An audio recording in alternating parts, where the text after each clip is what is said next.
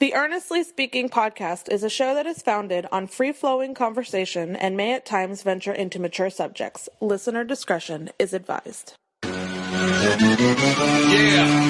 Earnestly Speaking podcast.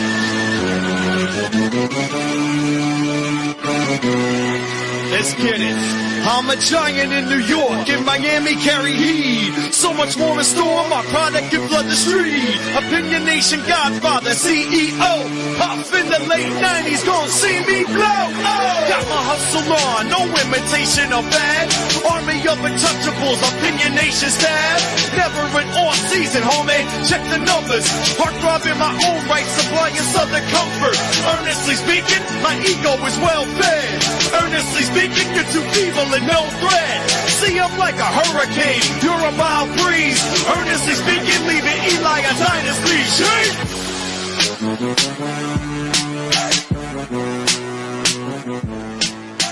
Earnestly Podcast coming to you Tuesday, October 29th, 2024. It is, of course, the weekly edition of the Student Game Report. It's a Tuesday edition of the podcast. Kyle Nash with his Niners hat. Mediocrity 4-4 for you boys, but it's okay. Wide open NFC West.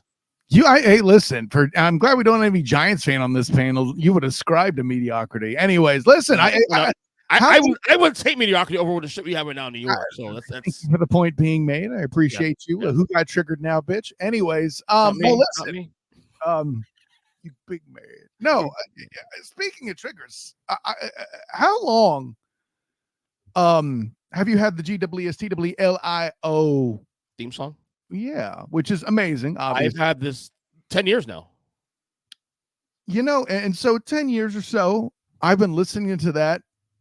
He actually, in that song, I don't know what happened to G, dude. Like, I got to be real. I shouldn't say I don't know what happened. It was like with his. No, but we talk all the time, you and I. And well, sure, but with his like hip hop aspirations at one point, like the dude's good.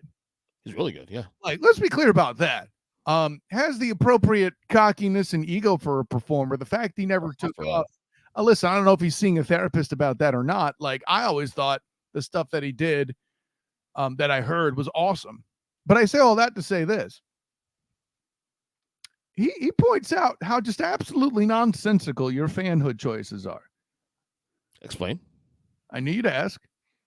You're a giant in New York, allegedly. Now, granted, I assume this was before or maybe the early formings of your unlimited fanhood where you fall to no fewer than 47 teams, including apparently the Eagles now, right? To be honest with you, how this whole like 47 team thing came about is beyond me now. I've lost track. No, you know exactly how it happened, and you need to stop it. Because I appreciate players, appreciate teams. You're dancing lighter than Donald Trump in a Joe Rogan interview right now. Shut up. I knew that would relate to you, you political jackass. It should be more politics. More. 1 week away, buddy. Anyways, I think I hurt my wrist a little bit trying to look for the vein. Fuck. Yeah. Anyways,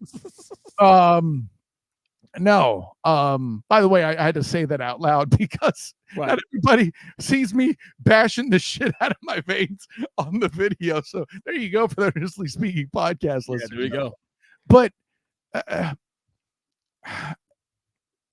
New York, Miami, and then if we take it to the college ranks, you've declared, and I know that I know you're going to say, well, it's heat related because of Glenn Rice. Fine. But you're all the way up now in Michigan. What are we doing? Hold on. That route is so wide and expanse. Like, if you got the appropriate goods, like, you could do triangular trade with those three things. You know what I'm saying? Like, you could trade citrus fruit for cars in Michigan. In Michigan, you could take the cars to, New York, and then New York, I don't know what the hell you'd ship down other than more damn tourists, but you get it. So they drive down in the Detroit Cards to go to. I feel like you're making your head hurt a little too much here. But the that is vast, dude. Like, listen, at least with Weasel, he could explain back in the previous days of the older version of the Student and Game podcast that Weasel, him. Yeah, boy. Nobody's going to get that fucking reference either. It's unfortunate. Only me. Well, sure. At least me in the space, right? G would, yeah. But, like, Minnesota fan for the Vikings, Steelers fan for Pittsburgh. But that's two teams in the NFL, though. They are. I'm not doing that. Let me get there. Well, you are, because you're an Eagles fan, you're a Cowboys fan. No, I'm not. No, I'm not. No, fan, I'm not. You're a Buccaneers fan. You're a Chiefs again, this is made up. This is made up fake news. fan. You're a Saints fan. You're a Browns fan. Is he Chiefs? No, Chiefs was a while back. Keep up. Yeah. Okay. What was it? Browns fan, Seahawks fan, Jets fan. Am I losing? Oh, Bills fan. That's right. Oh, a Packers fan. 10 green toes down, baby. 10 green cheese toes down, baby. No. But anyway, all the above to say how? Like, I don't even know where New York fits in. I got to be honest. I'm born there. Okay. Well, you are aware of that, right? I'm born in Brooklyn, right? Apparently I wasn't. We've been friends for over 12 years, maybe more and longer than that now.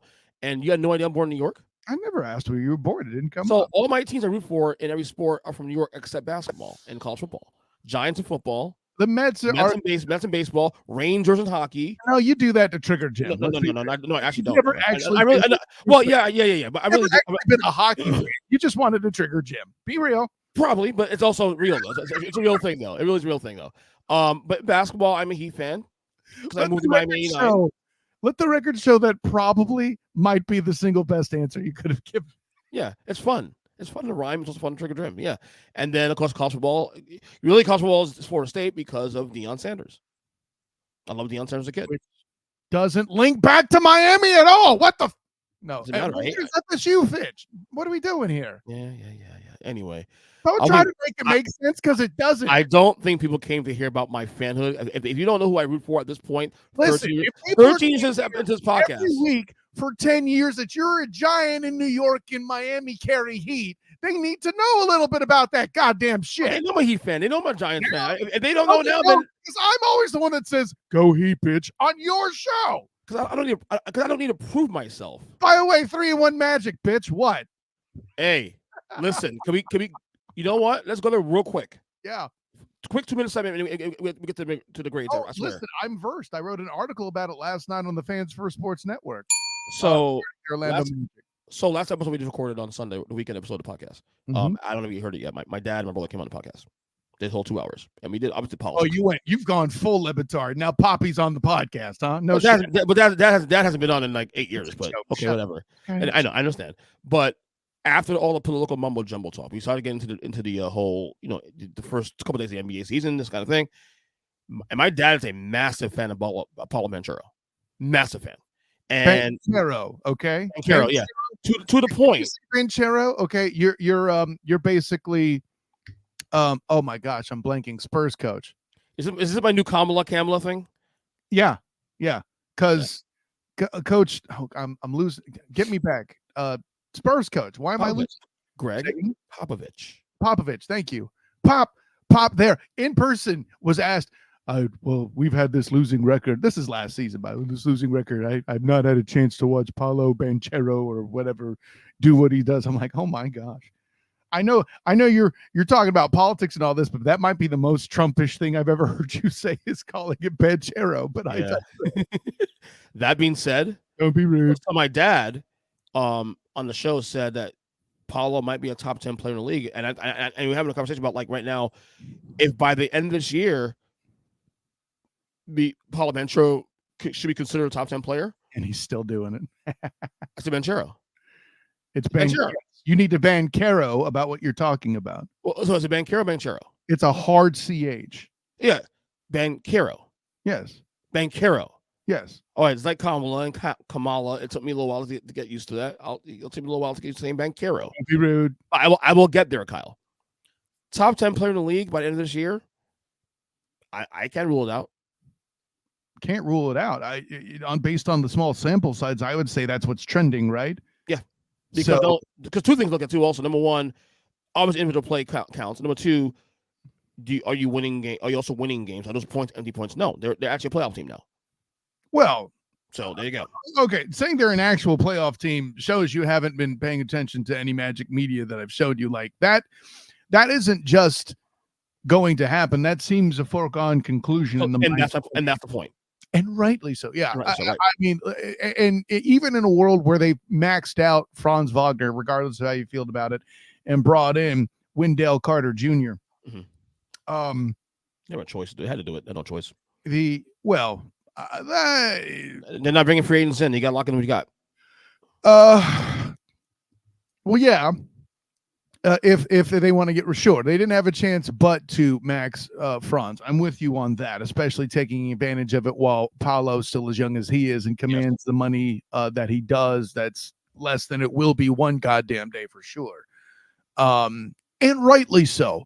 But when he's not scoring 33 or 50 points, he's throwing assists like Jokovic. You noticed that? Some of those passes last night I saw, I was like, what the fuck?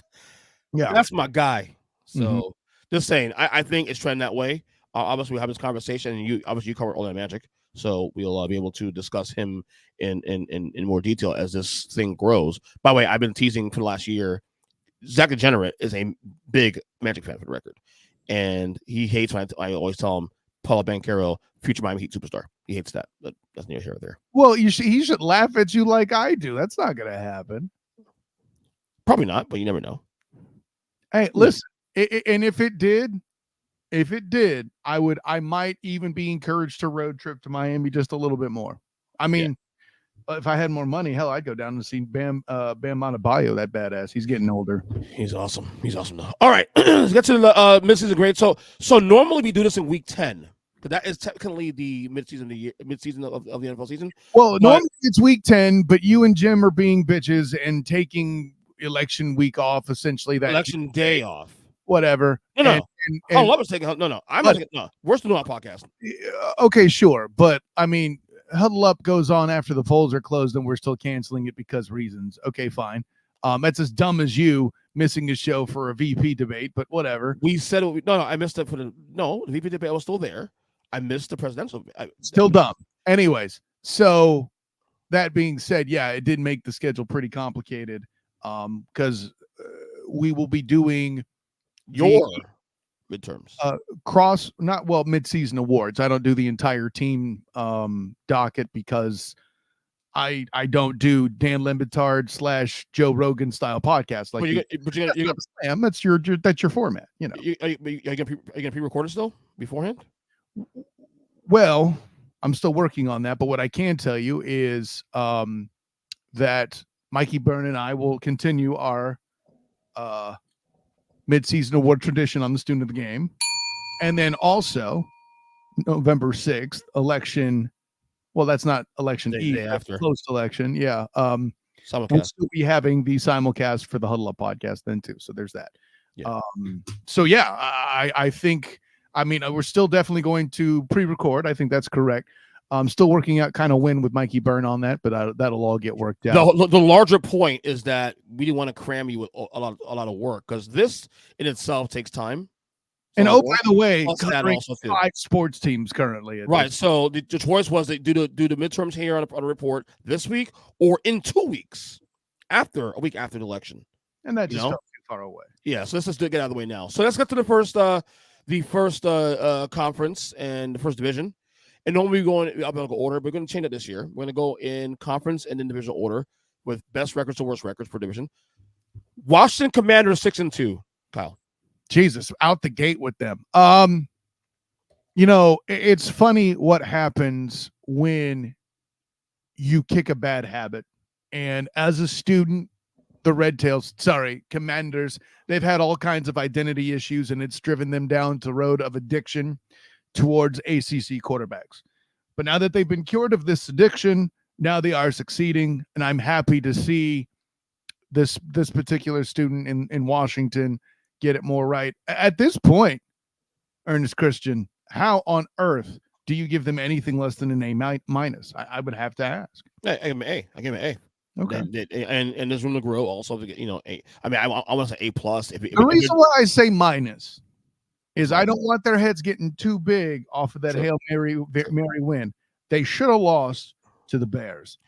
That being said, we're only judging based on the first 8 weeks of the year. Correct. So if you're going based on an 8-game sample, they have more than supplanted every expectation we've had so far through the first 8 They've games. already cleared my win-loss expectation for them, if I'm remembering correctly. I think I had them on the I think I had them I can't remember, 6.5 wins. I think I had like somewhere between over. You were more optimistic than I was as a Red Tails fan. So yeah, I get it. Not much more, but they are right on that cusp where I had them. For me, I mean, Jane Daniels has been a revelation. I mean, this dude is right now the runaway rookie of the year. And but to rate them high, that's easy like Sunday morning. It is. It really is easy. I'm looking forward to that first Commanders Eagles game in 2 weeks. November 14th, by the way, on Thursday Night Football for the record. So we'll get a nice Thursday night game. See, this is what a good guest does. Like when he has a bit and then you start talking and he lowers it just like you would a soundboard to make you're really good. You're really good. Talent, bitch. Anyways, Speaking of the Eagles, they're 5-2. So here's the thing. If you can imagine the teacher that sees a student with certain grades but has no idea how they're pulling them off, they're acting a way they shouldn't. They're getting away with things they shouldn't. You don't know if they're cheating on the test even a little bit.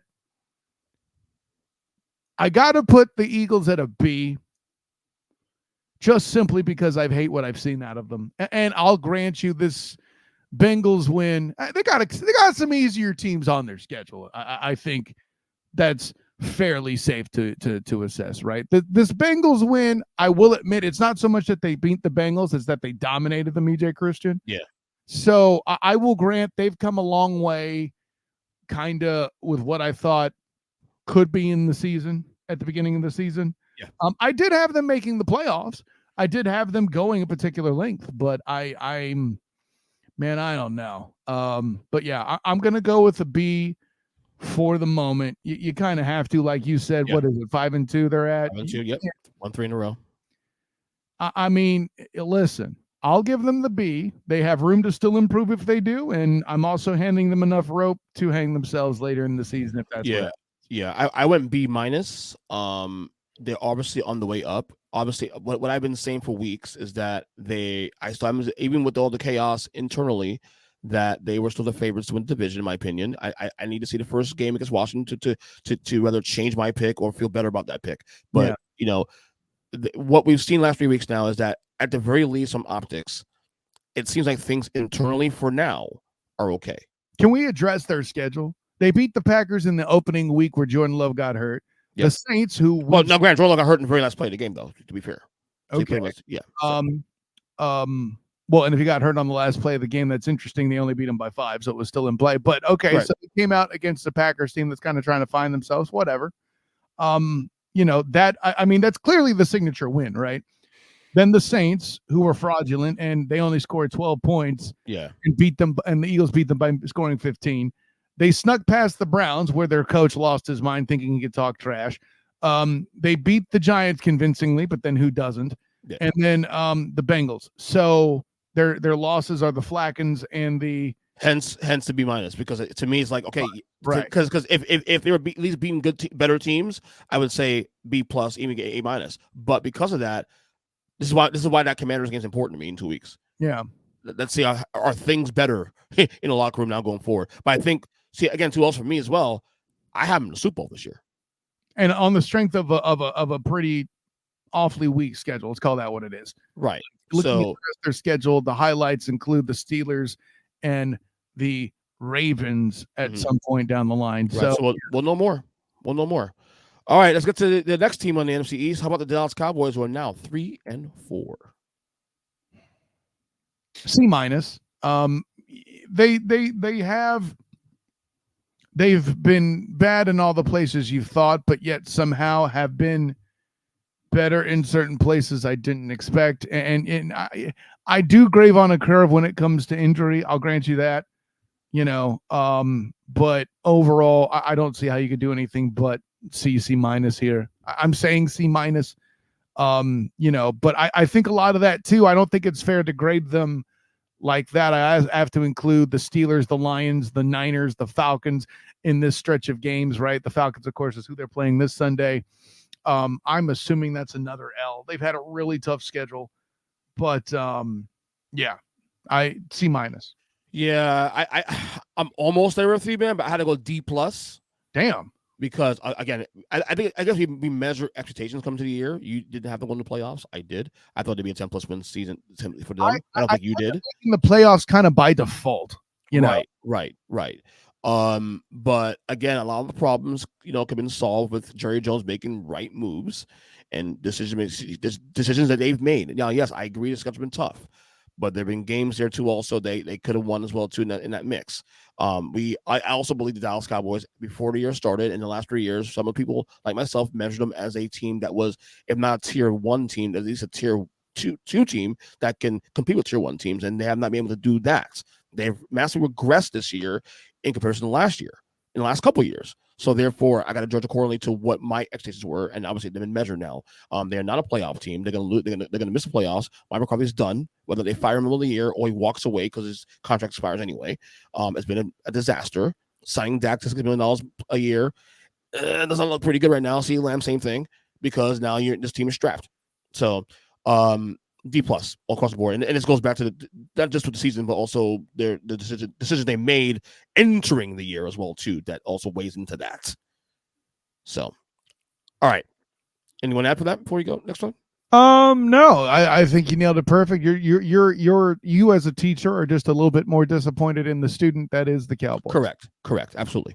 All right, and finally, my team, the one you claim I don't love, but obviously, the New York Giants, who are now 2-6. Yeah, still an F. You're awful. You've been awful. It's your own damn fault. You're awful. So yeah. So it's gonna be a D for me because it's what I thought would happen anyway. I literally did a. You're giving out a lot of those grades. You love the D. Apparently. Love the Peacock too. Don't forget that. WWE, man. WWE, stop it. Relax. No, so before the year started, I did a segment on this podcast where I ran down the entire Giants schedule, and I had them at 2-6 at this point, and that's where they're at. I'm not surprised. This is who they are, and the only reason they didn't get an F is because there were games like last night against Pittsburgh, for example. They could have won. They could have beaten Dallas. They could have beaten who else? The Commanders in week 2. So they were in those games to the point where they had the ball to win those games. And they did win the Steelers. That was a close game too. I mean, right. So my point is the Giants have been, for the most part, outside of 2 games this year, one against Minnesota in week 1, and then last week against the Eagles, have been competitive. They just have a shit offense, a shit quarterback. The Cowboys were playing the Niners last week, Chief. No. I said outside no. I said the Eagles. Oh, you're back to that. Okay. Yeah, the Eagles. Because the Eagles. Outside those 2 games this year, they've been competitive every single game since then. I thought you were still talking about the Cowboys. No, we're on Giants. We're on Giants still. They've been competitive, and their defense has been really good, but they had no help. They get no help from the offense, and at some point, that's going to break. Yeah, just like last night. So it's a D for me, probably even D-. But they've been competitive sometimes, so it's okay. I guess. No, so they're not. I mean, I'm not complaining that you're giving them a D. I got my joke in. We're good. I mean, if you're not really a bottom 5, maybe they are my bottom 5 team, but they're not necessarily the worst team in football. They're fucking awful on one side of the ball. If Daniel Jones can at least score 1 touchdown per game, right? But the fact that it's their own fault that they're doing it, and that they didn't have to live here, and that they put themselves here by sticking with Daniel Jones. Okay, you don't want to read the assignment. You don't want to follow directions on the test. You want to use X's instead of check marks when I told you to, fine. But when you're still getting the questions wrong over and on top of that, you don't get bonus points for trying hard when you didn't follow the directions. Fair point. All right, NFC North. Detroit Lions, 6-1. I don't see. Listen, there's 2 reasons. Well, there's one reason. I know that little Danny Campbell is kind of a bully in class, and he's going to try to bite my kneecaps off if I don't give him an A. And if I give him an A, he'll take it home to his parents, and his parents will take him to Applebee's. So, then he won't bite off my kneecaps. Yes, easy A. Arguably the best team in football right now. I hope somebody gets the Applebee's reference. Damn it! I haven't eaten there in so long. Arguably, best team in football. Arguably, I mean, Kansas City has something to say about that. But certainly, that got as many Super Bowl predictions as the Huddle Up podcast committee gave them. They're acting incommensurate and in concert with it, even though Aiden Hutchinson's hurt. So yeah. Look, I thought it'd be good this year. I thought it'd be a playoff team, probably in the division, but I didn't have them going to Super Bowl. I guess I'll say A+ even now that I'm thinking about it. Yeah, that's fine. It doesn't bother me at all. Did Jared Goff's had a fantastic year. There's a lot going on good for this team. Can we stop with the Jared Goff MVP talk though, please? I was never there. Not you. Relax. Okay. No. And they're doing it in the competitive division. Yes. It's not like, oh well, eating off the poor. No, this is right now by virtue of records the best division in football. Yeah, your Packers and your Vikings are both. Yes. So, yes. Yeah. Speaking of Packers, 6-2. 10 green toes down. I'm giving them an A. How else? Listen, they've had a lot of issues at home. Backup quarterbacks, galore. It's still winning football games with Music City, Malik Willis, and just I know things are rough at home. For little Matty LaFleur there, but they're finding a way to make it work. And, still a team that gets disrespected and picked on often in class, especially by Notre Dame fans and Eagle fans on the Huddle Up podcast. But I said what I said, Irish, deal with it. He'll listen to this. There's more than one Irish fan. Hold on. Who says I'm talking about him? There's three of them in that panel. Well, 4 counting you. But stop it. I knew you were going to go there too when I said that. It's like he's going to see the me. And listen, if I don't bring up Coastal, you're going to go Postal. Anyways, that's right. So yeah, no, that's where I sit with that. The Packers. You got to give them an A just based on their effort alone, and what they've done so far. No, same. I was going to go B+ 1 point, but then I remembered, there was a 2-week span where we thought this season was pretty much over because Jordan Love gets hurt in week 1, and then Malik Willis comes in, and they play the Colts and the Titans, but yeah, no quarterback, and they survived those games. And they flourished. Jordan Love, came back. They rough start against Minnesota, but since then they've been on a roll, and you say rough start. Please remember they're 1 touchdown away of trying to come back in that game, regardless of how much anybody against them from getting any respectful. And that is exactly why I'm going to get an A, because they have now they're figuring things out. They're growing as a team as the season progresses, and I think they are probably the sleeping giant of the NFC. Mm-hmm. So yeah, give me an A on that one. All right, green toes down. 10 green cheesy ass Wisconsin toes down. Visual. Yeah. Beer cheese. All right. Green cheese. That's right. Beer cheese. All right. Minnesota Vikings now, 5-2. I mean, you have to give them an A. Maybe I think this is kind of like with the Eagles. Maybe I think they're cheating on the tests. Maybe there's something I don't know yet. But they've done well enough, and they've done, not only have they done well on the assignments, I don't necessarily, the way that the school system that is the NFL is set up is they don't care how you get them. They just count them up at the end, you know? So you got to give them an A, man, especially. And listen, we talk about Music City Malik Willis, and that's cool and all that. Reviving the career of Sam Darnold has to be acknowledged here. Right. I don't know that he's eligible for the Comeback Player of the Award, but considering that nobody's playing on the football field as a zombie immediately after, like Damar Hamlin was, maybe he'll get it this year. And if he does, I wouldn't be mad at it. But we got to have a conversation about Sam Darnold. I don't think he's eligible with the way they changed the rules now. But okay, this is tough because you can throw in recency bias, and say, well, they lost 2 in a row now, so are they in trouble and this and this and that? Yeah, but one of them was to the damn Detroit Lions. Yeah, but you also I think about too also the fact that they were supposed to be the last place team in the division. And correct. That is not the case right now. Their expectation was incredibly low. They're outperforming that. And I know I've said what I said about them kind of handing the game back to the Lions and all that. I'm gonna go A. I'm gonna go A-. Okay. Just only because of the Rams loss. It had to beat the Rams on Thursday. They got an A, maybe an A+ actually. Yeah, fair assessment. I'm allowing the expectations to balance that out for now. Who knows? Maybe in another week, if they put themselves excuse me, if they put themselves in a position to lose to,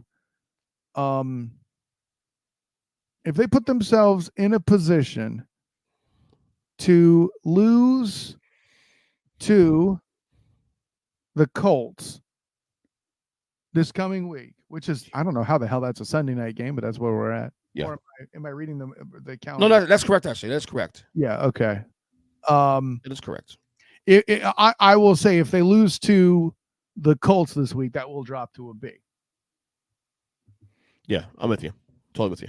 All right, finally, Chicago Bears 5-3. You got to give them an A though, don't you? Like Depends, yeah. for how bad they were supposed to be, and I did call for Eberflus to be fired and for them to reboot. But you know, they went and they got all the proper school supplies, and you know, little Caleb Williams may not be.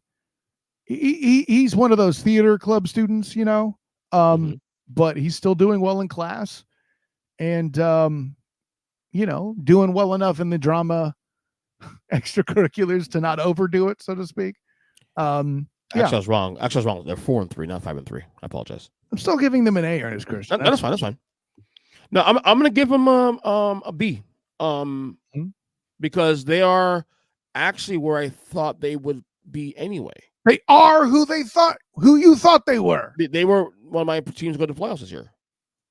They were. That's true. So I thought about having him in there, and I wasn't brave enough. I mean, technically, I can even go lower to say, okay, maybe in C, which is satisfactory. So I'm pace to doing that. But I don't think I'm going to say B because I don't think they realize they're doing this in a division where like everybody else is playing better than they are, and they're still in the mix. Yeah. So I have to give them credit for that. Correct. And they're a Hail Mary pass away from being 5-3, 5-2 right now themselves. So, you know what I mean? So like at the same time, it's like, okay, let's also be real here too. So yeah, they've even and they're still struggling on offense to some degree. So there's still space to get better. So I'd rather be them at 4-3, trying to figure out who I am, a Caleb Williams at quarterback, than being the other way around.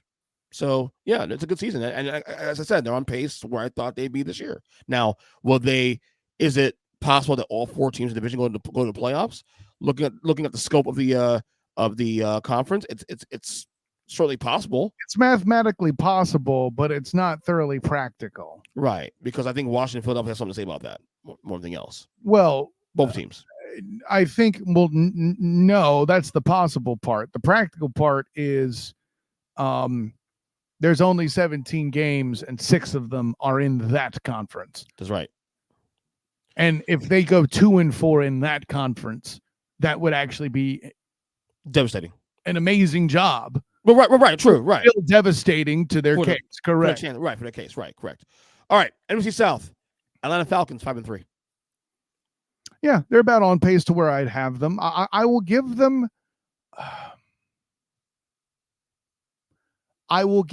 a B because of their performance against the Seahawks hurt them. And I know you're probably going to bring it up, and you're right to do it. Mm-hmm. But yeah, I'm going to give them a B because they've performed the way that I thought they would have, minus that one game. Yeah, B- because the Seattle game too. Also, I thought it'd be a little better than they are now. You're going to hit them a grade and a half on one game. Yeah, because it was a bad loss. Sure, that's why it's bad loss. But now they're a grade and a half. They were playing a Seattle team that literally was losing 3 in a row and are frauds, and I still think they're frauds. And they come to your house and that just beat you, embarrass you. I don't know that they're frauds. I still think they're unknowns. Like nobody had the Seattle Seahawks making. Let's be clear. When they were 3-0, but they were going to be playoff competitive, right? Let's be clear. When they were 3-0, we'll get to the Seahawks in a second. There was no way in hell we're banging the drums on being one of these 5 best teams in football. No, stop that. Same to Saints. And what happened there? Yeah, just to be clear. Right. So, but let's B- because I think they are what it should be. But I thought it'd be a little better. So this is probably green on the margins here for me. So I don't know. They're still playoff competitive. I didn't think they'd be anything more than that. So we'll leave it at that. All right, Tampa Buccaneers 4-4. Can I grade an incomplete? It feels like a little bit though. Yeah, injuries has been the biggest problem. Vita Vea battling injuries earlier, losing to good teams. It's hard for me to penalize them. Losing, of course, I'm speaking to the Lions, to the Falcons, right? But beating the Eagles, if you want to call the Eagles a good team, which I think the Eagles themselves even are trying to figure out. And I mean that with no disrespect to any of the Eagles fans with an earshot, but I got to give the Bucks a B for now, factoring all those things in. I'm a little harsher on this one a little bit. I'm going to weigh in the injuries obviously too also, but there's some games there they probably should have won that they didn't win. Like the Denver game they could have won. They should have won. Missing Devontae Smith and AJ Brown both, somebody's going to scream about that. So yeah, of course. So there's some games that this is tough because they're on pace where I thought they'd be anyway, like that. But they're in a situation where they had adversity, so they make it awkward. We still don't know what this team is yet. I'll go C+, satisfactory, but with some things on some trimmings to be figured out. You've obviously dealt with some adversity, right? But still met the goal. Which again, right. You're right. It is a little harsh for me, but whatever. Right. Yes. Right. All right. New Orleans Saints 2-6. Let's go. There wasn't a lot of expectations for this team anyway from me. And they pulled a few fraudulent things from the, you know what? I'm going to give them a D+. It's obvious they cheated on the test. And if they want to improve, they're going to have to show it to me on the back half. I'll leave it on that. Yeah. 6-game streak. It's funny. You can turn this into 2 seasons in this 8 weeks with 2 weeks and like, oh my God, that not only 2-0, the most dominant team and 2-0 team we've seen in a long time. And then it literally on the I don't know anybody said most dominant 2-0. Well, what I'm saying is, we're getting hyped to shit and back. That is an accurate statement. I mean, when you score 91 points in 2 weeks, I mean, you're immediately saying, oh, okay. And then literally a week later, they lose to an Eagles team banged up at their home, which is one of the hardest places to play in the NFL historically. Okay, number one. And then they just continue losing games left and right. This is a D-. Isn't that like a reverse DJ Khaled? Anyways. lose no matter what. Yeah. Yeah. Dennis Allen will be gone after this year. Let's just put it that way. That is not a situation that's gonna help us out. I told y'all Saints are frauds. And Dennis Allen goes out and he stays there. And he stays. Last team here, the Carolina Panthers 1-7. They're still collecting F's from the previous grade. I mean, what are we doing here, guys? I mean, you needed the red rifle to win a football game. Just leave it on F, please. It's funny because, like, I want to go there with you, but they have shown signs when they went to Andy Dalton for a couple of weeks they were competitive. Stop it. But yeah, it's a failure. It's a failure across all bounds. It's an F. It's an F. They're terrible. And after those few weeks, they've come back to earth again, which is, not much because they were not really good to begin with. They weren't back to earth. They went back underground to live with the mold. Yeah. So hi, it's us. Got one win. Okay, see ya.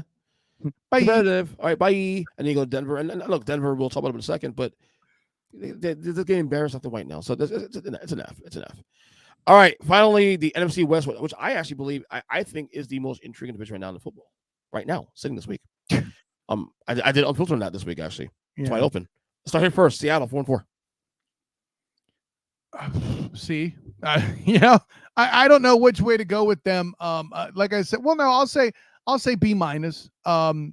They've kind of met the expectation I had for them. They're going to be playoff competitive. I think they're a C, B- team anyway, and so I'll give them that for now, and I'll give them room to let them disappoint me. How about that? So I went C- this one because they are kind of on pace where I thought they'd be anyway, but it's just the way it's played out. So you go 3-0, you want people to buy into you, then you lose 3 in a row to teams you shouldn't be losing to in the first place. Giants lost there, especially. But then you beat the Falcons, who you shouldn't have beat to kind of make up for it. So, yeah, but then you not only lose to Buffalo, you get embarrassed at home. Okay, well, Buffalo's a good football team. But the key word is embarrassed. The key word wasn't losing; it was embarrassed. Part. You say so. Yeah, and C- for me. So yeah, they're in the satisfactory range, but the losses bad losses, especially at home too. The Giants at home and then Buffalo, embarrassing fashion. Come on now, what are we doing here? All right, Cardinals 4-4. Arizona Cardinals. I mean, I suppose you got to cut them a little slack because they've done a lot of things they aren't supposed to necessarily. And on the fly. Yeah. Goodness gracious. Because Kyler and Kyler was hurt for a bit, wasn't he? He's played all the games, I think, this year. Sure, but hurt doesn't mean injured, right? That helps his case then. If he can do that, if he's hurt and still playing, and that's why I'm bringing it up. Yeah, I'm trying to figure out like this. Listen, man, and I know that oh, your grades were coming. Shouldn't you prepare? Yeah, I did sort of, but like I don't like. Okay, how do you evaluate beating a Rams team that had an asterisk on it because they were already without Puka Nacua, right? They beat the Niners. Again, how impressive is that really? They were a wreck. The Chargers, which is baffling for the Chargers, and then the Dolphins in the first week after Tua comes back in a game that they probably actually should have won, but the Dolphins defense pissed it away. Yes. So, yeah, you know what? I'm talking myself into it. Like, they've played no middle of the road teams other than the Commanders, and they lost that one convincingly. Yeah, see. This is hard. I know. Because yes, I'm kind of on that. I'm kind of on that B- C+ like ish like hole, because they are much better than I thought they'd be this year. But the wins, some of the wins are impressive. Like, I mean, like, granted, San Francisco was banged up and all that, but still, I mean, the fact that they won that game on the road is pretty impressive. I'm gonna go B- here, just because again, when you're a team that's not supposed to win more than like 5 or 6 games this year, and you're already almost at the number, eight weeks in.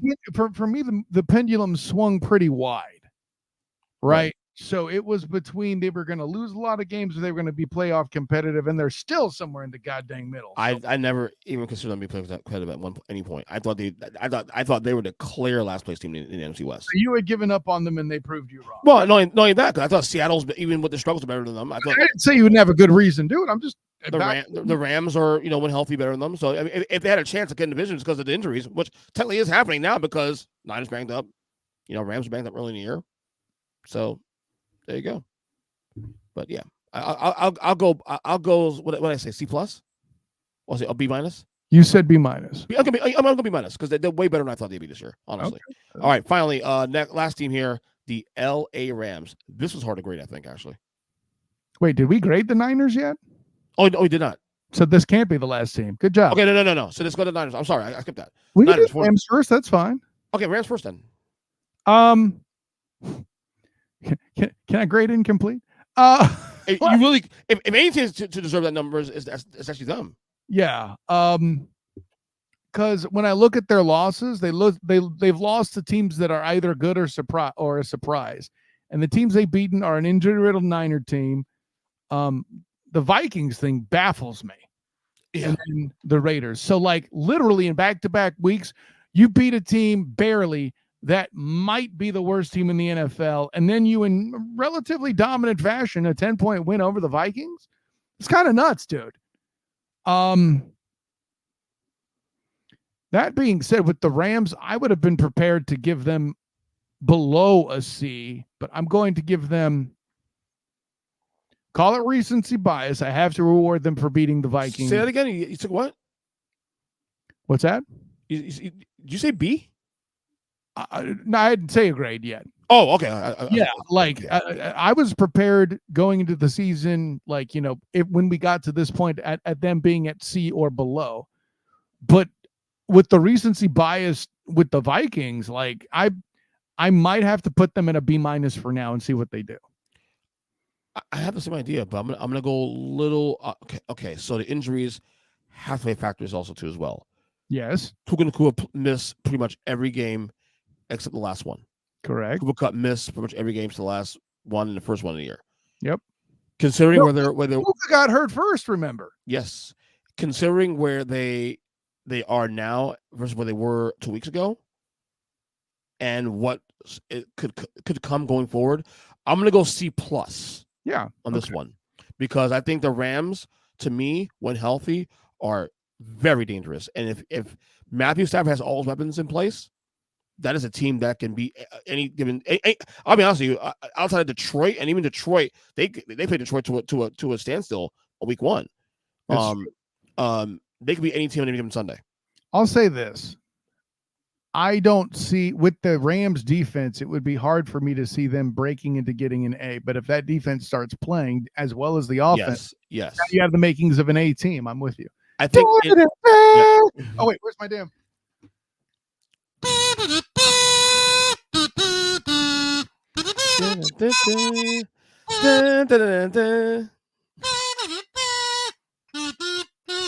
Okay, we could keep going, but and for the kids, it's the A team. Go check it out on your I think Hulu has it now. Has that show? I think Hulu has it. Sounds right. Yeah. I think. Anyway, I think, and I'll say this right now, I will not go to 10 toes down this one. I think if I'm looking at the NFC West for the second half of the year, if I had to put a favorite in the West right now, I might put the Rams. I might. Stop. I gotta see the Niners injury situation in the weeks to come. Stop it. First of all, you're an idiot to do that because you would just spend however long selling me on the Cardinals, right?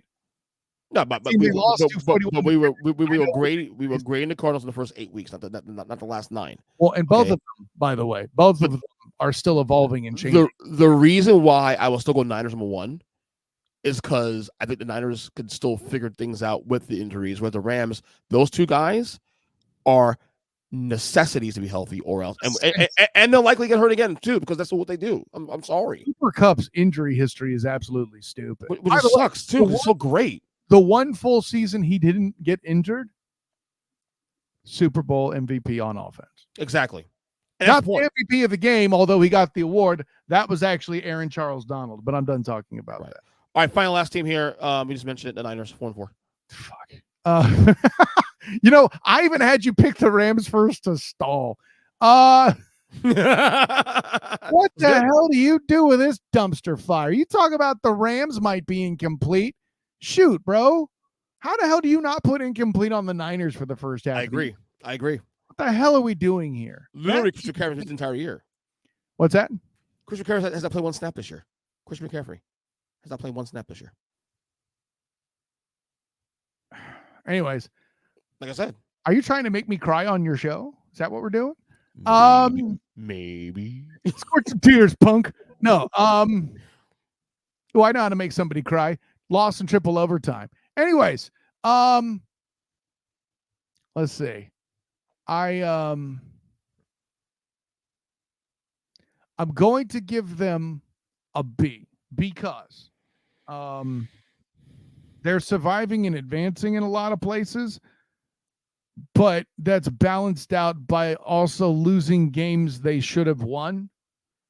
Like, I know the Vikings are everybody's darling, and losing to the Chiefs and looking terrible while doing it. And it's the divisional games that hurt, man. Mm-hmm. That's the problem. Arizona loss, the Rams loss. I get if you want your defense to be that all the Niners wins, except maybe the Seahawks, are dramatically unimpressive. Fair. But that's why I'm not giving them an A. Right. So I'll give them a B for now. I'm going opportunity to fall or drop as they need. Go ahead. I'm going to go C. Yeah. Because any other team with the injuries they have on those sides of the ball, I'm going to stop you there. No other team has as many injuries as this, Ernest. And it's my point. Any other team that has these injuries will fall the fucking apart. But then you're giving them only a C. C plus. Okay. C plus. Oh, excuse me. Yeah. What's helped them is, and no one's talking about this actually, because obviously the injuries are the number one topic in the Bay Area. And rightly so. Right. But Brock Purdy's playing really good football this year. Unless he's playing the Chiefs. Yeah, outside the Chiefs, of course. Yeah. I mean, honestly, in all the losses, Brock Purdy had some very head-scratching shit going on. Right. But again, back to the point of the teams and defenses that Brock Purdy's look so good against are ones that are, they say, well, in this show's vernacular, ass. Yeah. I'm gonna C+ because again, they're any other team that goes through the injuries they have, it would be off the radar. Yeah. So put it this way. Any other team would be Carolina right now. I'm not prepared to argue with you on that. That feels bold, but I'm not prepared to argue with you on that. You lose McCaffrey all year, and Debo's out chunk of the year, and Trent missed I think a game or two this year, and Brandon Ayuk's out for the year now. I mean, come on, when he wasn't out, he was still missing. If you catch my drift, right, and partial defense are missing too. Come on, Mason kid coming out of nowhere to still run the football, fantastic. Yeah. He gets hurt, they get some other kid to run the heck out of the football against the Cowboys. Like, I can't keep track of all these names, as you can tell, because they keep friggin' changing. And by the way, they've been doing this shit for the last couple of years anyway. The difference is that this year they're a little more banged up. It's not at the quarterback position anymore. It used to be just there. Now they're doing it It's everywhere. Dude who got shot 2 months ago is the healthiest guy, and he's kicking ass too. What are we doing, Ernest Chris? That is the best point made on the Niners right there. Just made the last ladder about Pearsall. What his first name is? I forgot. Yeah, you got it. Yeah. Anyway, AFC time. Buffalo Bills, AFC East. Buffalo Bills 6-2. You got to give them an A, man. Without question. 8-2. I sold on them the moment I heard Stephon Diggs leaving, and maybe it's due to a change in the offensive strategy. And then they added in Amari Cooper in seemingly flawless fashion. I'm not one of these that's going to say Bills Super Bowl contender or anything like that yet. I am prepared to say, however, they've locked themselves into the playoffs, not only with their improved play, but the rest of the division falling apart. At this point, the conversation about the Bills right now is only about seeding for them. Correct. Number 1 seed, 2, because the division is, they are what? They have right now currently a 4-game lead without the tiebreakers. Okay? When he added a tiebreaker with Miami, that's 5 games. When he added the tiebreaker with the Jets, which they beat, that's 5 games. On that specifically, correct, yeah. So, I mean, they're already ahead. At this point, the focus, well, obviously you want to win games, but the focus should be now, if we're not getting the 1 seed to catch KC based on the fact they're on beat right now, can we at least get the 2 seed? No. You're getting the 1 seed, so you have a fighting chance to not play an Arrowhead when it matters. Right. Well, right. Right now, Chiefs have a 2-game lead right now currently on them. So, but I'm just saying that that's the goal. Highest seed as possible. So, A for me. I almost go A+ because remember, they lost Stephon Diggs. There was discussions about this team. Is this team a playoff team? I foolishly had them missing the playoffs this year. I was wrong. We had them sneaking in by default. Josh Allen has been phenomenal this year. I think through this week, I'm not sure what happened this week or not, but he's going to pick all year long. By the way, one of their losses against the Texans, everybody's like, oh, Josh Allen went 9 for 30 because he was concussed in the football game, and C.J. Stroud needed to pull off a Patrick Mahomes II style miracle to beat the Bills. I was wrong. He threw his first pick of the year this week at Seattle. He has 1 pick this year. That's it. That's amazing. For Josh Allen, and knowing Josh Allen's history, come on now. 31-10. Anyways. Yeah, anyway. But yeah, you know what? Fuck it. A+ to Buffalo Bills Mafia. Let's go. Got him. All right, Miami Dolphins 2-5. Yeah, I'm actually going to officially do it. Incomplete. Tua's injury situation coming out the way that it did in week 2 annihilated this team. I'm not prepared to grade them for where Tua's out for most of that tenure. Their defense was already going to be bad anyway. I knew that going in. I still had this team able to win 11 games in August in my mind based on that offense, and then Tua'd. And yeah, so there you go. I'm going D because I agree with the defense part, but the defense prior to this week when Tua's out did start playing much better, and it gave them a chance to win the game. Their offense was terrible. Yes. Terrible. Mm-hmm. They could have stolen a few games without Tua. Well, now that you know who Tim Boyle is, you know exactly why. Right. They could have stolen the Colts game if they score 1 touchdown. 1 touchdown. Just as many as Tim Boyle got in all of college as a UConn Husky. That's right. So to me, it's the fact that they haven't been able to squeeze out 1 additional win. And then Tua gets back. The offense is back, but then defense is shit this week. Mm-hmm. So it's a D. It's interesting you said the word squeeze out and then talk about the defense being shit, but I digress. Yeah, but defense regressed after Tua's back. We can relax a little bit now. No, can't do that, buddy. You're 2-5 now. All right, the New York Jets 2-6. Oh boy, here we go. 2-6. This will be fun. I think this will be the shortest part of the segment. F. Cue up Lucifer Morningstar. I tried to tell you, but you wouldn't listen. Same here. F. Aaron Rodgers is the problem. You and by the way, it's bad. Put them on in-school suspension too for continuing to break the rules. Yeah, I mean, this is bad. I mean, we the reason I'm not going to elaborate much further on this is because we've been discussing this for week upon week for this on a report for the first 8 weeks of the year. I'm tired about it. They are who they are now. They're 2-6. They are one of the worst teams in football. They are the offensive bad. Everything's bad. Aaron Rodgers is bad. Let's move on. Fuck them. And Patriots. Then, by the way, I expect an apology to little Robbie Saleh. Thank you. Yeah, because apparently he was a problem. Good job, Rodgers. All right. New England Patriots, 2-6. What's the problem? Good job, Rodgers. Obviously, another F. Okay? Listen, I already gave you the pamphlet on what it is and how important it is to kick your habit of ACC quarterbacks. And then you, Patriots, went out and got one and thought he'd save the day. And your answer to get him to learn was to bring in another ACC quarterback to fill the gap. Granted, Jacoby Brissett was probably the better choice to start. Wait, so you're not a Drake May fan? I am not a Drake May fan. I know that. It's a joke. That's the joke. That's the joke. Well, see, here's the thing. We got to make it very clear because there might be somebody who accidentally thinks I'm a Zach Wilson fan because of that. So also no. But yeah. There are people, though, in this space that we know, not on a Huddle Up podcast, but on this podcast, that for weeks I've been saying, and I see the argument. I disagree with the premise of the argument. Before we tell me. Yeah, I'm getting it now. Defending Zach Wilson. And the fact that... Don't forget to bring a towel. That's my answer. Zach Wilson, in the sense that this team was better with Zach Wilson, the quarterback last year, than Aaron Rodgers this year. All I'm suggesting is that you not build an HR department for the Earnestly Speaking podcast yet, because this person would obviously fail the test. Right.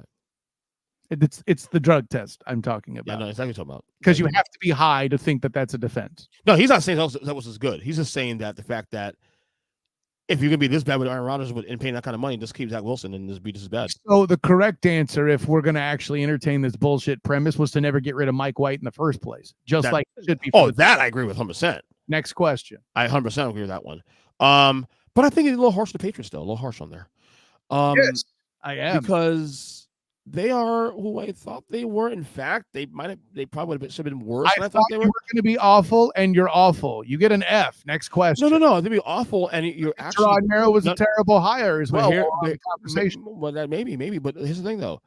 I thought they'd be worse than 2-6 at this point in the year. I had them as the worst team in football coming to the year. Worse than Carolina. Yes. So they're going to get a D from me just because of that. They beat the Bengals week 1. Actually, wait. They made you so excited that they get a D from you? Well, that's on you, buddy. It's still disappointment. It's still bad. But that's what the D was for. Disappointment. Gotcha. I thought they would be allegedly. No. But you are a Patriots team, you know it. I'm a little bit biased there. No, shut up. No, but I thought they'd be 0-8, 1-7 at this point now. So they are actually slightly better than I thought they'd be this year by record. Better? Slight. Can you at least make it a D- and not sound like an idiot? Fine, D-. Yeah, D-. Yeah. But they're fucking bad, though. They're fucking bad. That's what the F is. And by the way, Drake May did play okay in some of the spots he was in. Sure. They pulled trigger late on that one. So that's just whatever. All right. AFC North. Raven. Well, no, so Steelers first, 6-2. How can you give them anything less than an A? Yeah. You may not like how they do it, and you may not have expected it, but if you question the prognosis of Dr. Foreman, it's on you. Sorry, Omar Epps. Sorry, Mike Tomlin. It's on you. It's A for me also too, because I thought this is the year that the Tomlin, not losing 500 record. Clearly, that's not going to happen this year. Because some jackass out there is going to say something about it. Yes, if Russell Carrington Wilson starts to struggle, then they will get a worse grade at that point. Duh. How they are 6-2 and have navigated a quarterback situation like the way they have, you got to credit that stability. Again, this TJ Watt is what a teacher's pet looks like. Yeah, absolutely. But again, Mike Tomlin, I know there are Steelers fans who listen to this podcast, and some I'm friends with also too, that are tired of Mike Tomlin. I know that and those are people that don't like good football and are also idiots. I said it. Yeah, but here's the reality. You get used to quality, and you don't appreciate it anymore. Lose quality, and see what happens here. Mike Tomlin. It looks like that's a good point. By the way, I also hear that in his latest track, DJ Khaled is going to feature Mike Tomlin because all he does is win, no matter what. And no matter what part is actually very apropos because of he hasn't had a good quarterback since Big Ben was actually good, which is now we're closing on like at least 8 years now. We know you think he should have retired 4 years before he did. Blah blah blah. But there you go. And yet they're still 500 better every year. So real be that. Just saying. So yeah, A for B for the Steelers. Great job. All right, the Ravens 5-3. This is tough actually. B plus, because they're disappointing to me slightly. Yep. But Lamar Demetrius Jackson is still a god and should be the MVP of the NFL. If it were to be voted right now. Yeah, I'm in the same boat too. Also B plus because again, start 0-2. And the Browns loss, not a total surprise.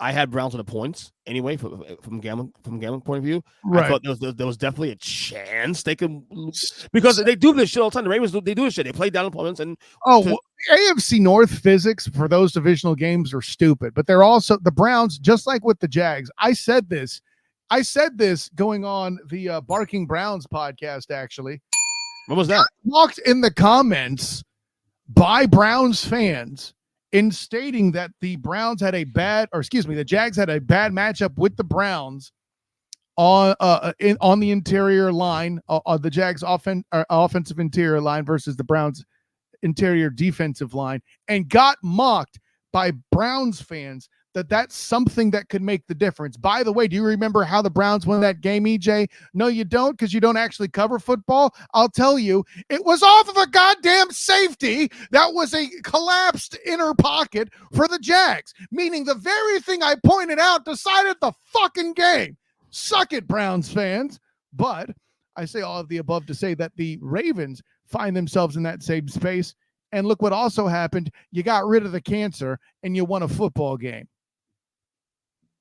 Makes sense. Back to the Ravens real quick though. B plus for B2 also. Obviously a little disappointing because of the losses. The Raiders lost, Browns lost. Obviously don't look good. But again, this is what the Ravens do. And for the record, we're not judging them anyway based on that anyway. At this point, they're a team that we're judging on can they get to the Super Bowl. That's all we care about for the Ravens now. They are a bona fide playoff team every year. They also are on pace who I thought they'd be anyway. I had them losing win the division, but they'll be a 3 or 4 seed, and then getting hot in the playoffs. So they're actually on pace where I thought they'd be anyway. So I'm not like worried. Am I worried? No. I do think there's some things about John Harbaugh we got to discuss though going forward, because John Harbaugh is why they lost this game this past Sunday. How the fuck do you get Derrick Henry 11 carries in that game? I don't understand that, but that's the here and there. Just saying. Well, if your interior line is getting smashed up, which I haven't seen all the film I would like to for that game to make that decision, but if that was happening, that's a reason why you might stop running. Just throwing it out there. Okay. All right. I mean, listen, if we're talking about disappointment, it's not the Browns game, it's the goddamn Raiders game. Of course. Them in A. I mean, well, you say of course you haven't brought it up yet. What the fuck? I did say. I said too. They play down opponents, and the Browns game's not as a big surprise as I thought. Due respect, buddy. When you say down opponents, that includes the Browns as much as it does the Raiders. So I want they are still better than the Browns, though. You single out that Raiders game because it is particularly bad. Right. Anyways. Right. Anyway, next team. Bengals 3-5. Disappointing, huh? C-. Wow. If they could actually get some defense, they would win some games.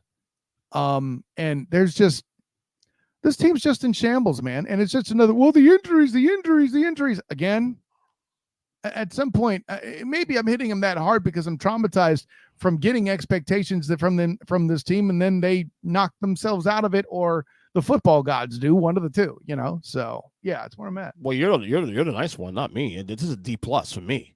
Damn. It's a D+, and I think the Eagles game is a little more concerning. Like, I could take certain losses and close losses, but you got blown. Losing the Eagles is not a bad thing. It's getting blown out, especially in the second half. Right. Like, what are we doing here? Like, and I say that somebody who still right now think the Bengals win the playoffs. I have way too much faith in the Bengals right now. You are out of your fucking mind.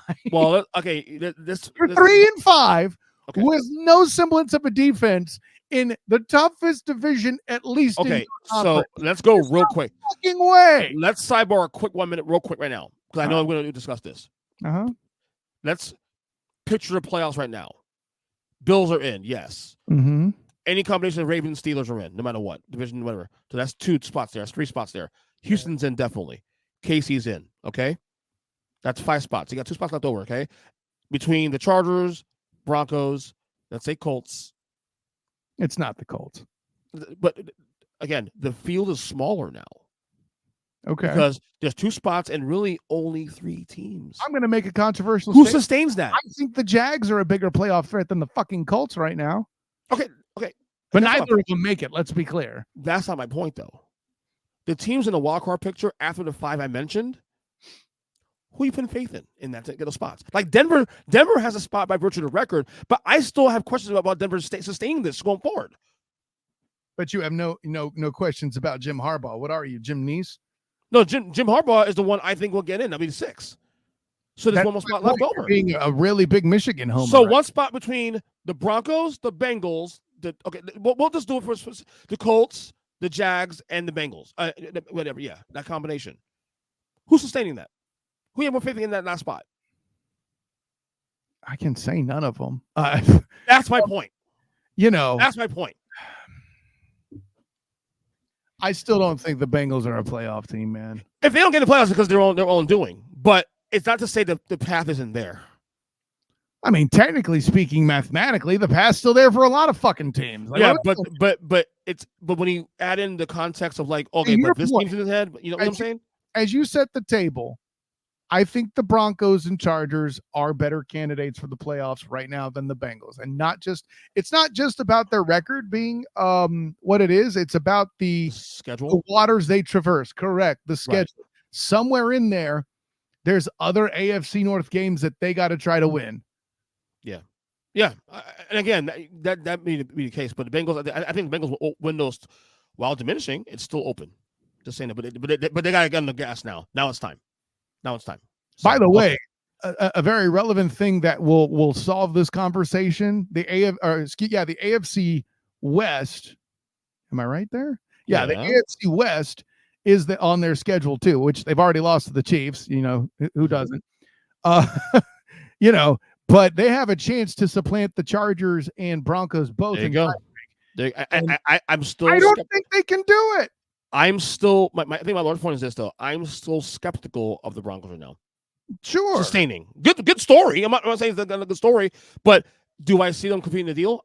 I will still say no. Right. So who gives you more evidence of what's going to be clearly happening? Is it the Bengals who come out injured and then falling off at the end as they've done since the Super Bowl year? Or is it the Broncos who we're still kind of trying to figure out what this Knicks kid is? I mean, if Sean Payton's actually showing a turnaround, because even though there was controversy with him and Rusty, he did also improve under Sean Payton before he left.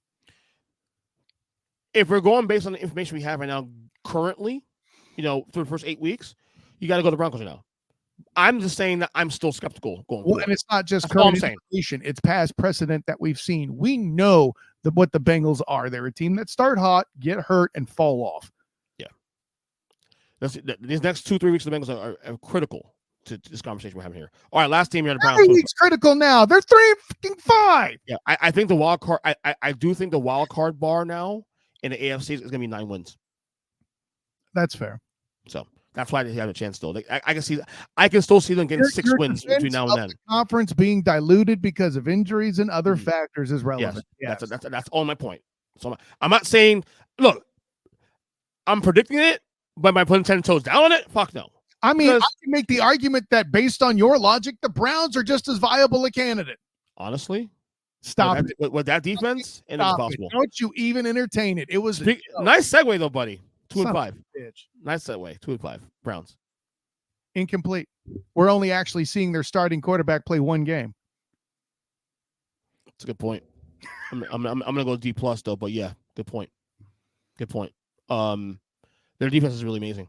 Even when Deshaun was in the lineup, that was the one thing they had going for them. Yep. And there were games they could have won with him in the lineup too. Still, look, they're not going to playoffs, obviously. But again, the same conversation I'm giving the Bengals. The only game behind the Bengals now, too. Well, half game behind the Bengals now. So the AFC wild card is still a mess. The Bengals also have the current tie break in that they've won a game. They do correct. So that doesn't matter. Correct. Right. But my point is that no, they're not a playoff team. But can the Browns make things interesting in the AFC going forward now with the new quarterback and Nick Chubb and Chubb is healthy again now too? Also, yes, they can make things a little bit interesting now going forward. The Browns may be even the ones that spoil the Bengals, but let's not digress too far. That's very true. So, all right, next one, AFC South, Houston Texans 6-2. They are who we thought they were. Hey, good job. You're a little undisciplined. That's why you're not getting an A+. I'm gonna go B+. B+. What the fuck, EJ? Because they all think they are. They're good. They're good. But I want to see more. Okay, so like they were the hype team coming into the year. They were the hype team. They were like, oh, this team could be, challenge the Chiefs and all that. And they're good, 6-2. But does it feel like that there's still more on the bone for this team? Like the undisciplined part. Like this Colts game, this Colts lost. They wouldn't beat the Colts this week, but that game was nip and tuck. It's also a divisional game, and true. The Colts always seem to play them tough. That's the only reason why. Apparently, right? I mean, they're good, B+. But gotta see more, a little more meat in the bone. I mean, they feel a little groggy to the 2. But again, I'd rather be groggy to the 2 and figure things out than be 2-6. So yeah. All right. Speaking of the Colts, 4-4. See, now how they got to 4-4 may not be pretty, but Anthony Richardson having trouble staying on the field, Joe Flacco coming in and rescuing them. This team's doing exactly what I thought it would do, and it being 4-4 at this point feels like what I had them doing. So yeah, I got to see. Yeah, I'm going C as well too. Actually, C+. I'll be honest with you. Here's why: they do this with a bad quarterback play now.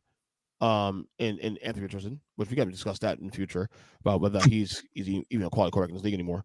People talk trash on Anthony Richardson, yet they only lost to the Texans by 3. But okay, sure. It's more than numbers though. The numbers is bad. And they're better. I thought they'd be this year too. Also, I thought the Jaguars would be better than they are right now record wise, and they're not. So they're actually in a good spot right now. And right now, the playoffs start today. I think they're in actually. 1, 2, 3, 4. Yeah, I think they're in the playoffs now today. All the shit going on. that's the amazing thing about this. So yeah, this is a team sport, and there's more players on the field. Yeah, C+ for the Colts. All right, next team. Oh boy, your Jaguars 2-6. D. There's too many self-inflicted wounds. This team has no excuse. I'm going to even go D-. This team has no excuse to be this bad. If it was just about getting smashed by the Bills the way that they did, fine. But the Browns, the Dolphins, both games that they should have won, and damn near beating the Packers shows you how much potential this team has. But you know what potential is, EJ Christian? You may be good one day, but right now you suck. D-. Yeah, I'm going D- as well too. Also, this should be a lot better than this. I almost want to go F, almost. But Trevor Lawrence is too good for that. He's having a good year, actually. People don't want to accept that. The Emmanuel Ochos of the world want to tell me how bad he is. Well, we don't talk about this guy on this podcast unless you want to bring him up. But anyway, I'll go. I'll go D. I'll go D. Disappointment, not D-. D. Yeah, look at you getting excited for D again. Yeah, I like D. Peacock. Finally, Tennessee Titans 1-7.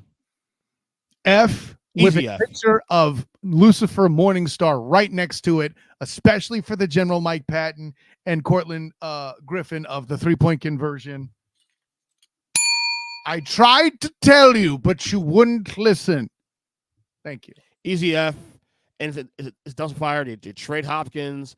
You probably should consider trade Ridley as well too, because he's disgruntled now there. Yeah, they look bad, and they're getting worse and worse by the week.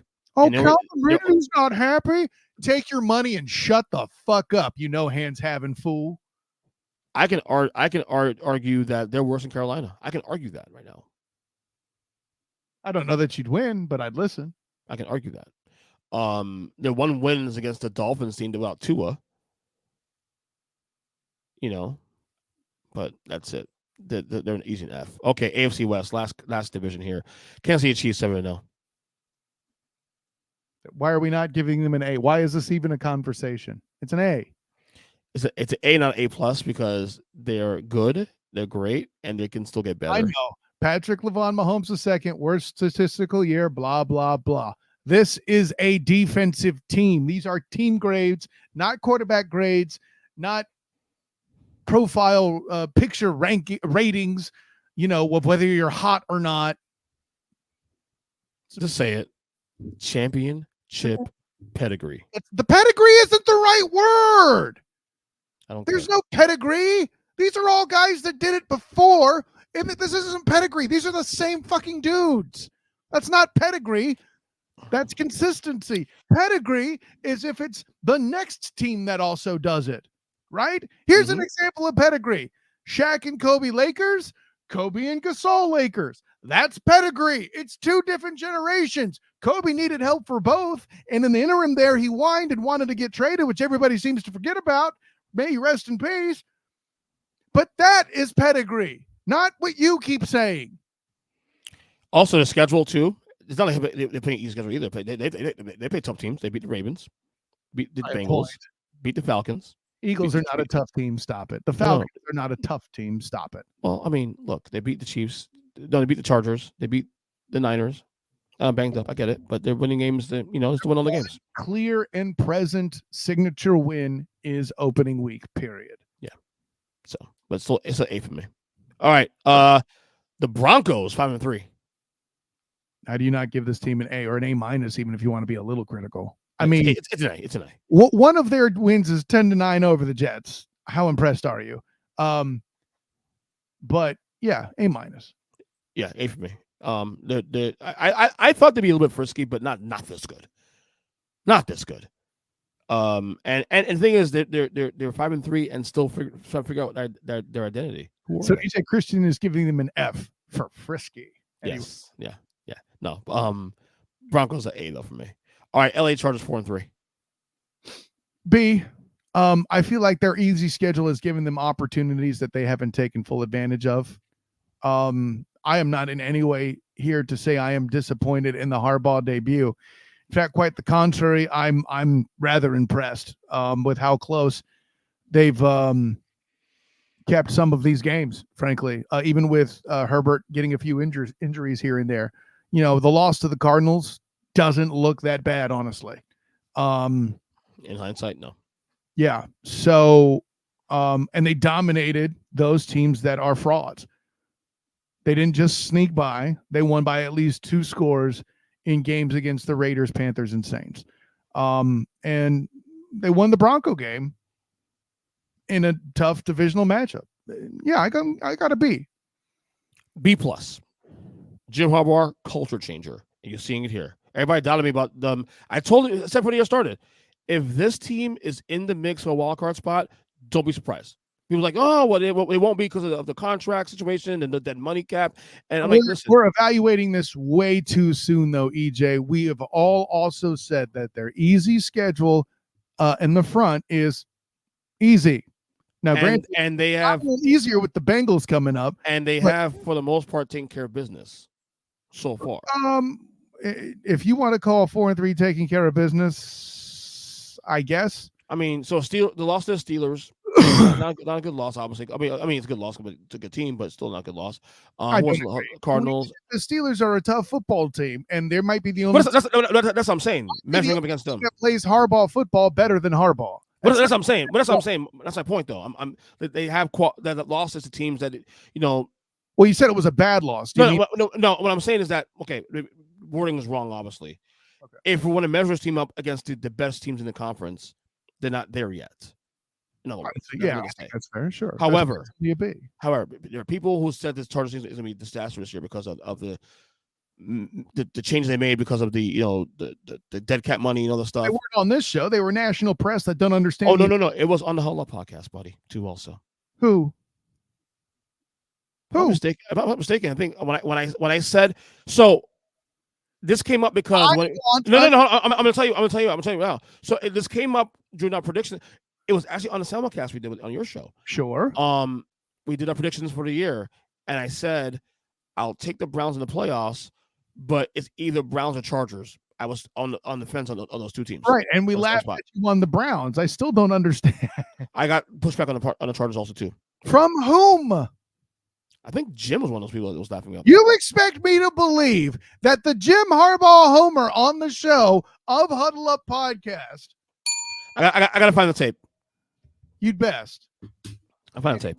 Continue. But in any case, B+. Final team, 2-6 Raiders. Let's get through this. F. Next. Do we have to really talk about this? You got people wanting to leave.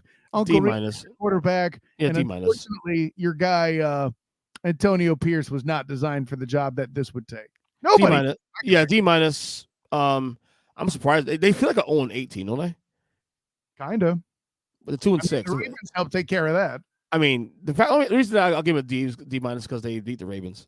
No, the only reason why you're doing that is because you're excited about giving people D. And they are a competitive team, though. They are still competitive because of that, But yeah, they're not good. Is that the bar? Well, you were still competitive, so yeah. Well, that was fun. Let's get a college football. As we do the segment we call always, what the hell are we doing here?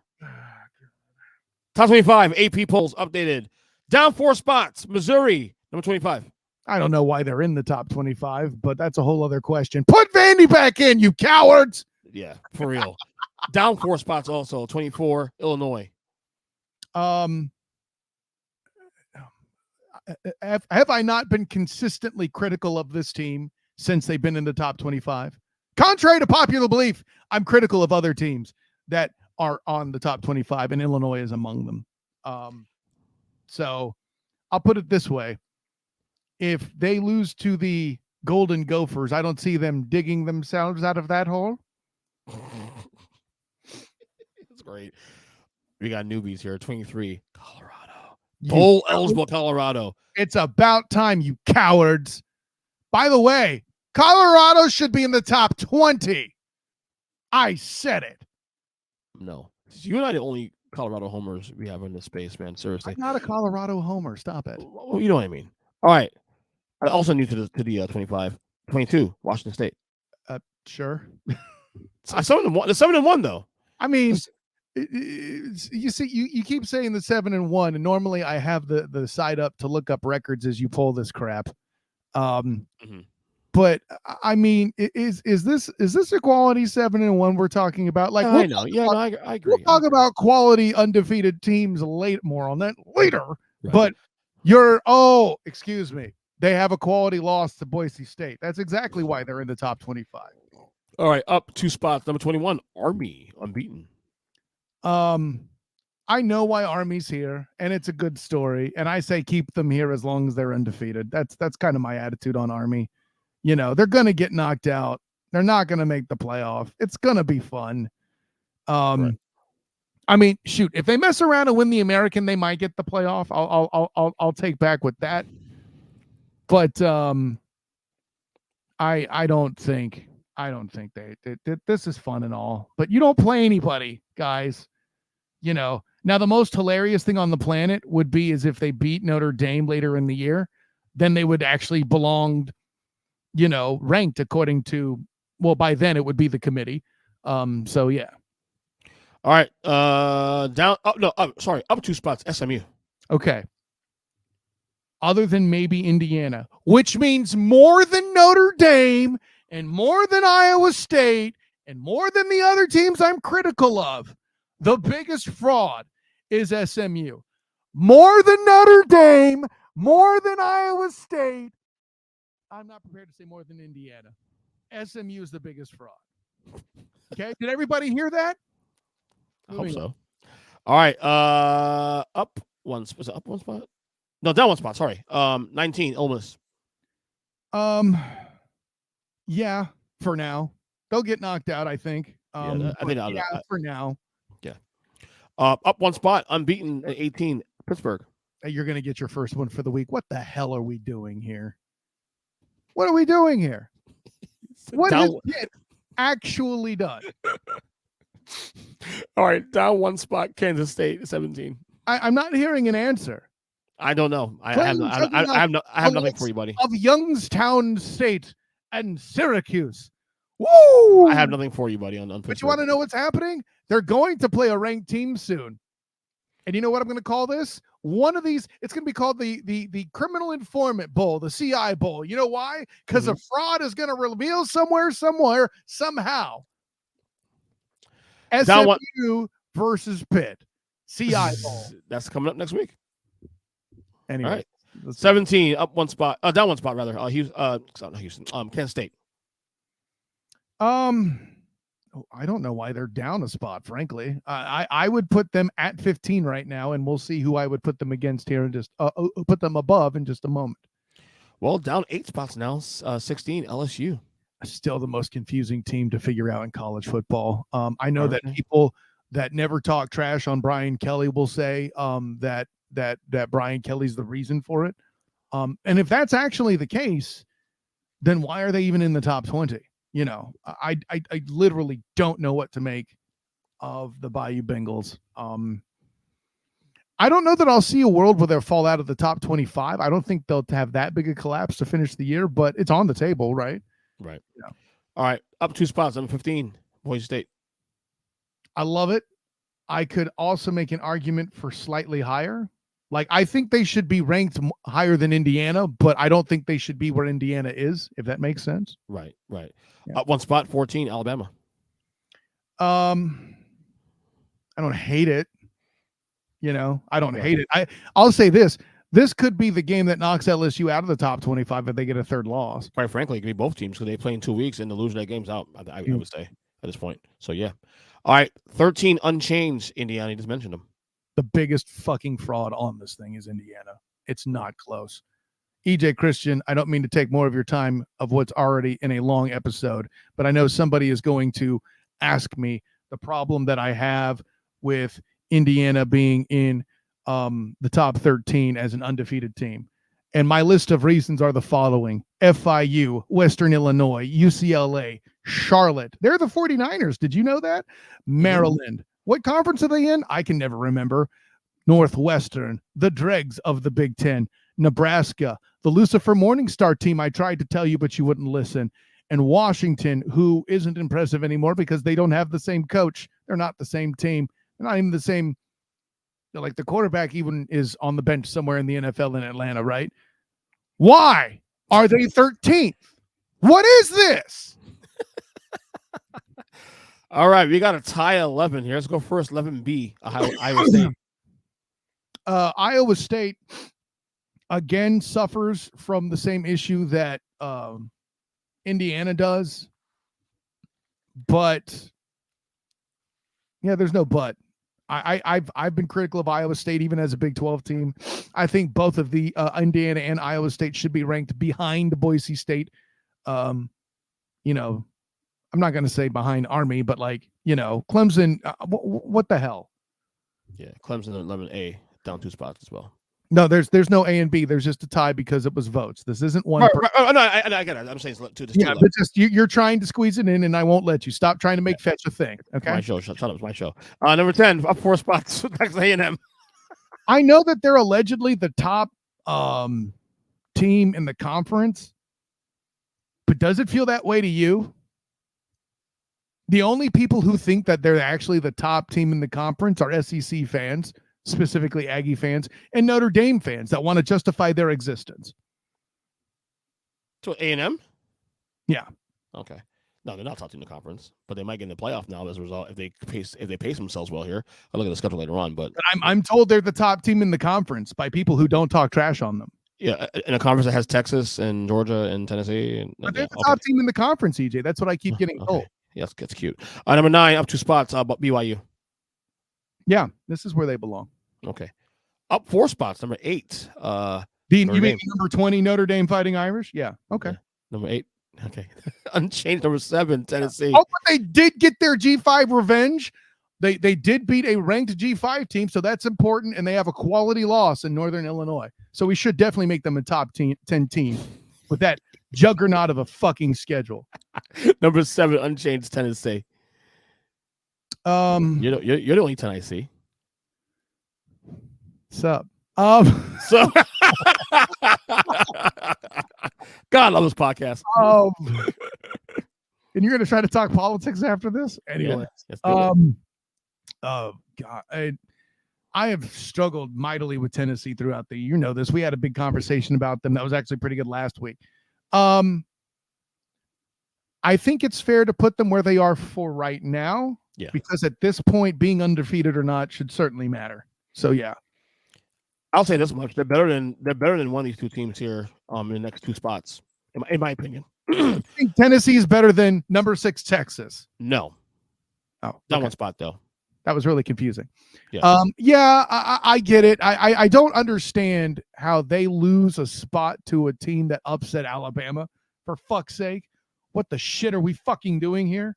Yeah. But okay, cool. I think the voters wanted to reward Miami this week, and rightly so. I made the statement earlier that your record and being undefeated should matter at least a little bit right now. That's why. Well, you just answered the question about Pittsburgh being in the top 25. There you go. I'm not saying it's right, but you just answered your own question. They're unbeaten. No, I didn't, because they still haven't played anybody. So Okay. There's that.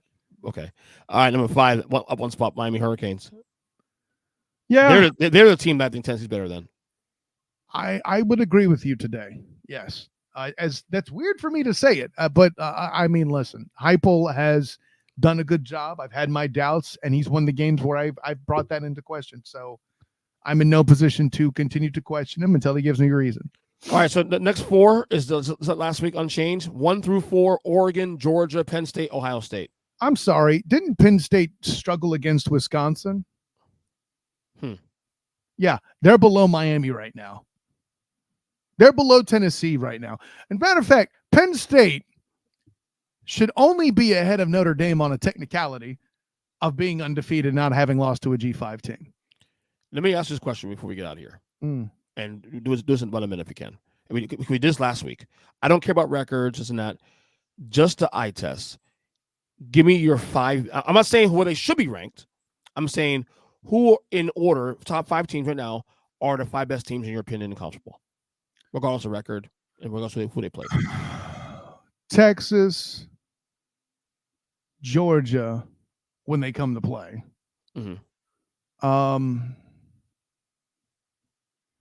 Because the Big Ten has allowed itself to get so top heavy, Ohio State's not impressive as they were. No. And Oregon still barely beat them. So this is where I get a little, I'm going to get squeamish. I'm going to say some things that'll piss some people off. But I'm not convinced Oregon, for example, can beat BYU, right? Would I pick BYU if they were to play each other? Probably not. But I would be scratching my head, you know. Okay. I know I'm stalling. This isn't easy because, yeah. Texas, Georgia. I'll put Tennessee 3 for now. Miami, Oregon. So I would go Georgia 1, Texas 2. Because they've already played, and I'm not mad. Right. So I'm going to weigh some of those factors, but ultimately, and seeing the analysis after the game, that game had a pretty big score gap, but I feel like there was a lot of correctable mistakes. Correct. If they played each other again, there would be intangibles that Georgia. So if you want to put Georgia 1, I'm not mad at you. Georgia 1, Texas 2. I would go reluctantly Ohio State 3. 3 Texas. Sorry. No, that's Texas, right? That's Texas, right? No, sorry. Let me start over. Georgia, Texas, Oregon, Ohio State 4, and Tennessee 5. That's what I believe are the 5 best teams in college football right now. That doesn't mean the records and who they played. I think the 5 best teams right now in college football right now in order is Georgia, Texas, Oregon, Ohio State, and Tennessee. I think Tennessee's better than Miami. I think Tennessee's better than Penn State. There you go. Kyle, plug away. In honor, joy, and privilege, EJ Christian. I am Kyle Nash, the student of the game. You find me on Twitter, Instagram, and Threads at the SOTG. Find me on Facebook as a student of the game. Check out my writings with the Fans First Sports Network, where you'll find my work both for the Orlando Magic and the Jacksonville Jaguars. Also, my writing with the Black and Gold Banneret covering UCF football and basketball. So make sure you get all that stuff in for my writing. Don't forget my podcasts. The Duval Dive and the Student of the Game both will be on Wednesday, 7:30 p.m. Eastern on Wednesday. And of course, Student of the Game at 9 o'clock, where we will have this week Locked On Magic's Philip Rossman Reich to talk a little bit of hoops with me. Not just about music, but that'll be a big part of it. If EJ Christian had half a brain, he would actually hit up Philip Rossman Reich to talk some Magic. Maybe I will. Because he's a hater ass or something. I don't know. I'm joking. It's a joke, EJ. It's a joke. I say that because I know you're okay bringing a locked on guy because you had the locked on Heat guy and he all was the time. So there you go. Yeah. I might have to hit him. Hit He's him awesome. Dave's amazing. I love Dave. Would he laugh if I dropped the rock saying "Go Heat, bitch"? Yeah, he laughed. Okay, good. Yeah. Then that means he's a good guy. Yeah. Then of course. Check out my instant reaction shows for either team as well as UCF hosts Arizona, the Wildcats coming in for the space game. That should be interesting at the very least, considering the news UCF broke about firing defensive coordinator Ted Roof. Make sure you check all the stuff out there on blackandgoldbanneret.com about that and on the Black and Gold Banneret YouTube channel, as that is where you'll find the Night Shift Live podcast for that instant reaction. Also, after the Jaguars game where they battled the Eagles, I will be with my guy Travis D. Holmes, instant reaction of the Duval Dive. And if I remember correctly, Earnest Christian, that game is also at, no, it's not at Everbank. It's at the Link, but nonetheless, Travis Holmes and I will have an instant reaction after that game as we evaluate what we saw. And yeah, I think that's everything, buddy. Obviously, I'll see you recording later tonight on the Huddle Up podcast. Mm-hmm. And yeah, until next time, my friend, class dismissed. All right, we are now joined here, of course, by friend of the pod, as always. I had to take my hat off because I was hot. Marc Francois with us from New York City. They not like us. They not like us. What up? What up? What up? I'm about to get a copyright strike from you, motherfucker. What's that? I bet I got a copyright strike from you, motherfucker. No, I did it under 30 seconds. That's true. Yeah, that's true. Yeah, that's true. What up? What up? What up? What up, brother? 3-0 Dodgers, man. Let's go. I am feeling kind of almost invincible at the moment. This is the only circumstance that you ever had me on your side. You know that, right? Don't choke your coffee either. But this is the only circumstance. That you okay, so generally speaking, are you the type that you want to see the team that put you out win it all because you at least lost to the champs, or it's burn their fucking house down? The two teams that I hate the worst in baseball are number one, the Phillies. Well, number two, the Yankees. Okay, I feel like that is a very common. It's almost split right down the middle. At least here on Long Island, bless you. Yeah, sorry. Fucking live podcast. You know, like I have a bunch of friends that are Mets guys who are wearing Yankee gear because it's like rep their city. Yeah, bless you. My goodness, it's all right. It's all right. It's all the tears from the Mets series and NLCS. Oh, that's still getting over that. It's so fresh. No, yeah, it's kind of split down the middle here. Honestly, it's I see equal parts Mets guys who are like pro Yankees right now because either they hate the Dodgers or they're repping their city. But I also see plenty who are just like, fuck, I'm riding with you guys. I hate the Yankees. Like, me too. Well, you can blame my brother. My brother's why I hate the Yankees so much, though. Oh, okay. Yeah, Maurice, I told you that. He's an insufferable Yankee fan. Yeah, for years. So he made it bad. Yeah, I definitely see that in big families here too. You see a lot of them split right down the middle, especially on Long Island. My father, who was on the podcast on Sunday, he thinks that, oh no, you should root both. I mean, Yankee and Met fan. No, Dad, that's not how it works. My dad was kind of like that too. No, it was that's more like, yeah. I mean, he always rolled his eyes at the Clippers. At least, you don't see. But like in 2002 when it was Angels Giants, he's like, all right, okay, go. You ain't seeing Giants Jets fans, okay? You ain't seeing Clippers Lakers. Stop. Yeah. We ain't doing that. Mm-mm. We ain't doing Not that. really a thing. It's not. No, but I couldn't have been happier with last night for a bunch of different reasons. Obviously that Otani played. Yeah. That it turned out it was just like a minor subluxation, and they're saying no soft tissue damage, but we'll see what happens in the offseason. He seemed pretty adamant and definitive though when he was asked about potential offseason surgery last night. Yeah. But Walker freaking Buehler, man. He was the big question mark for me because I thought if he got touched up early and you had to go to the pen in like the third or fourth inning. I'm plagiarizing the pregame analysis, but it's like if you watch baseball, it's not like a revolutionary thought. But yeah, you don't want to turn that bullpen over for 45, 55 innings in a row. So the fact that Walker Buehler was able to go like 5 1/3, I think it was, or 5. Yeah. And hold them to no runs. That was pretty remarkable. So and that's the thing about the Dodgers this playoffs. You notice too, also, like their starting pitching is kind of shaky at times, but if they get on a roll, oh my god! Remember the roll from the Padres in the Mets series when it was 32 scoreless innings in a row? It was insane. And then the other one was with Buehler too. It's always kind of a question of his mental toughness versus his ability to adapt to his diminishing stuff, because he just doesn't have the ability to go out there and throw these pitches all over the plate and then just go 98 at your head like he used to be able to do. So no, I couldn't have been happy. I'm honestly kind of surprised where people are looking for brooms, but I would have thought at least 6. Like I had Dodgers in 6 or 7. I know it's 7. Now, do you think? And maybe I'm just talking on a turn here, but do you think maybe the way they lost in game 1 on Friday night may have a lot to do with the confidence of this team? Because the way you lose that game on game 1, like you're up 3-2 extra innings. What was the score? It was 3-2 extra innings, 2 outs. You strike out Freeman. You win game 1. You do what you have to do by splitting the first 2 games of the series. And that grand slam for most teams, and maybe the Yankees apply here too also, may have just sunk their confidence. I don't know. Am I on turn here? I think that was definitely it was a 1-2 punch, I think, through the 2 games leading into the third, and the second was kind of a cacophony of things. Right. But I think the major like haymaker, sure. I mean, a walk-off grand slam from a guy with a bum ankle.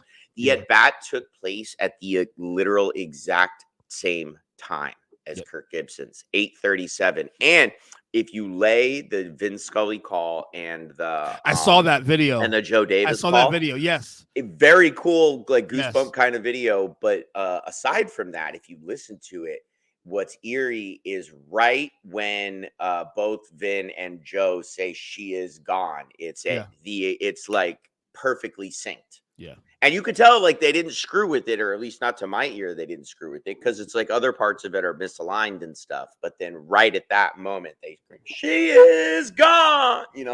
At the exact same moment. It was incredible. Did you go last night? No, the guy that I was working with, his family tickets got snatched, and then all the others we tried to cop were scams. Are you going tonight? No, I don't. Honestly, it's $1,100 to sit in the nosebleeds. Ooh. Okay. Yeah, I thought about maybe going last minute tonight, but I just spent a bunch of money on a trip home. So okay. I'm headed out to the coast. Priorities, Mark. Priorities. Look, I also, when my financial situation was a little stronger, I did spend an absurd amount of money going to 2 World Series games in 2017. So it's like, yes, it's the Yankees. Yes, it might be a sweep, but I'm not laying out that. We're a little more frugal in 2024 than we were 7 years ago. I'm with you. You know what I'm saying? I have no bones saying I'm cheap. Not that I'm cheap. I'm very like I watch the spending a lot. I'm with you. Don't have to sell to me, brother. Yeah, I was up until 2020, I went to a lot of games. Like I had season tickets there for a while at Petco, and so yeah, man. At one point, I was going to like 50, 60 baseball games a year. Yeah.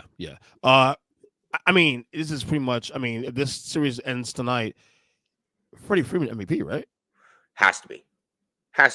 What a story, too, man. I mean, God. basically, unless Shohei Ohtani comes out or Mookie Betts comes out and has like a 4 home run game or something.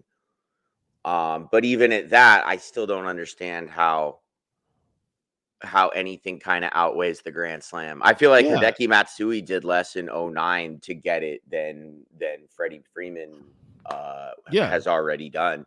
Just when you look at how cold he was really through September and the entire postseason. I mean, he was not invisible, but he had not been great. Sprained ankle, and then 3 home runs, including 5 straight World Series games with a home run, going back to 2 games in 2021. It's just he's the MVP. I mean, and then he hit another home run last night. Yeah. In Yankee Stadium.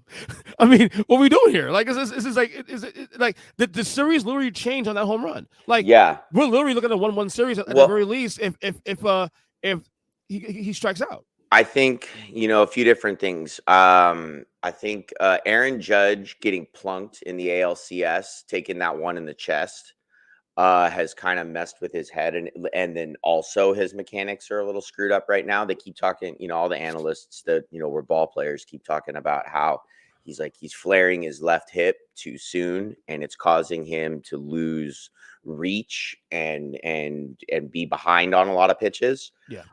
He's not able to stay, compact and keep his hands quick through the zone the way, say, Freddie Freeman's doing right now. So he's missing a lot of pitches he would otherwise hit. And then now he's got this monkey on his back. So it's like he just needs, like Jeter was even talking about it, like a dribbler that bounces off, that ricochets off the bag, but you get on at least just to go, oh, okay, the 0 is off the stat sheet, But so I think Booney really kind of fucked them on a lot of different things. Bringing Nestor Cortez in over Tim Hill with 1 out to get, to me was a mind-boggling call. Yeah. For 5 weeks cold and not a reliever. That's what he fucked up on. It wasn't the fact that I the 5 weeks cold is less egregious to me than the fact he's not a reliever, because psychologically it's a completely different thing for starters versus guys out of the pen. 5 week cold, I think was offensive to me because I got the whole lefty versus lefty thing. I got all that. But yeah. Maybe in a video game, but like and walking bets too also. Yeah, I get walking bets because Freeman's hurt. But again, well, we saw what happened. And then I think, as Stanton played so well in the first, I think it was a mistake not to flip-flop the lineup a little bit. I would have moved Chisholm to the 3 spot and put I would have put Stanton in the 3 spot, and then and probably move Judge down to 5 and shuffle that around a little bit. I get the idea of wanting that extra speed to kind of like charge the back end, but whatever's going on with Judge and then like Stanton's murking the ball, and he like, for example, he had I think his batting average at Dodger Stadium was like 424 before that World Series home run. Yeah. So, and he's one of like 6 people to actually hit one completely out of the ballpark into the parking lot. 487 or 478 feet, whatever it is. I'm having a little bit of mental dyslexia there, but yeah, so I think Boone not playing with the lineup to try to, get something going with Judge, and then bringing in Nestor Cortez were two fatal moves that have kind of just allowed. The Dodgers are a team you can't allow, like you can't leave the door unlocked. As long as you latch the deadbolt, there's a good chance they're not getting in. But if you leave that door cracked, they're gonna kick your fucking door down. As a Met fan, in the last series we learned that very quickly. Like, because I told you, remember at Game 5 we were up 8-0. Yeah, and I was never comfortable. I was never comfortable in the big lead. Never comfortable because the Dodgers could put up runs at nauseum. Game 6. Let us get a third look at a starter. One meatball at the wrong time is all it takes, and then or get into your pen if your pen is shaky. And that was Game 6. It's like all we got to do is knock your starter out of the game with a run or two, but consistent runners on the base path, or make them throw a lot of pitches by having these like really conservative at bats. Also, what is it with managers now? Maybe it's now, but it's been an issue for years. But I have a problem with this. What is it with managers now in baseball? Like when their team goes to deeper into the playoffs, that they get way more panicky with the lineups, like with their rotations, like pull guys further short they should. I hate that shit. Just go what you got. What got you there? I that is mind-boggling to me. Like you spent all this money to get Garrett Cole after he knocked you out of the playoffs with Verlander back in 2017. Yeah, and you let him go 88 pitches when he's dealing. I don't get that shit, dude. Or not throwing him last night on short rest to try to cool down that Dodgers lineup. Like, yeah, makes no fucking sense at all. It makes no fucking sense. I don't get it. These guys are fucking workhorses. Like they want to win rings. What is the kid gloves for? And not only that, you literally pay these fuckers the money you paid them to get to this point. So what the fuck you doing now? Look, yeah, I'm the first one that's gonna go, oh well, yeah, but you get a guy like Aaron Judge or Ohtani and pay them 9 figures, and it doesn't matter because it pays for itself in a week. But that's kind of not the fucking point here. Like the Yankees are going with Gill tonight. They're not going with Cole. That makes no sense. No, that makes no fucking sense. I mean, it feels like a sweep then to me. I mean, unless Aaron Judge has his Benny the Jet Rodriguez getting visited by the ghost of the Babe moment. I need to watch that movie in a while. Yeah, part of the James Earl Jones Memorial playlist.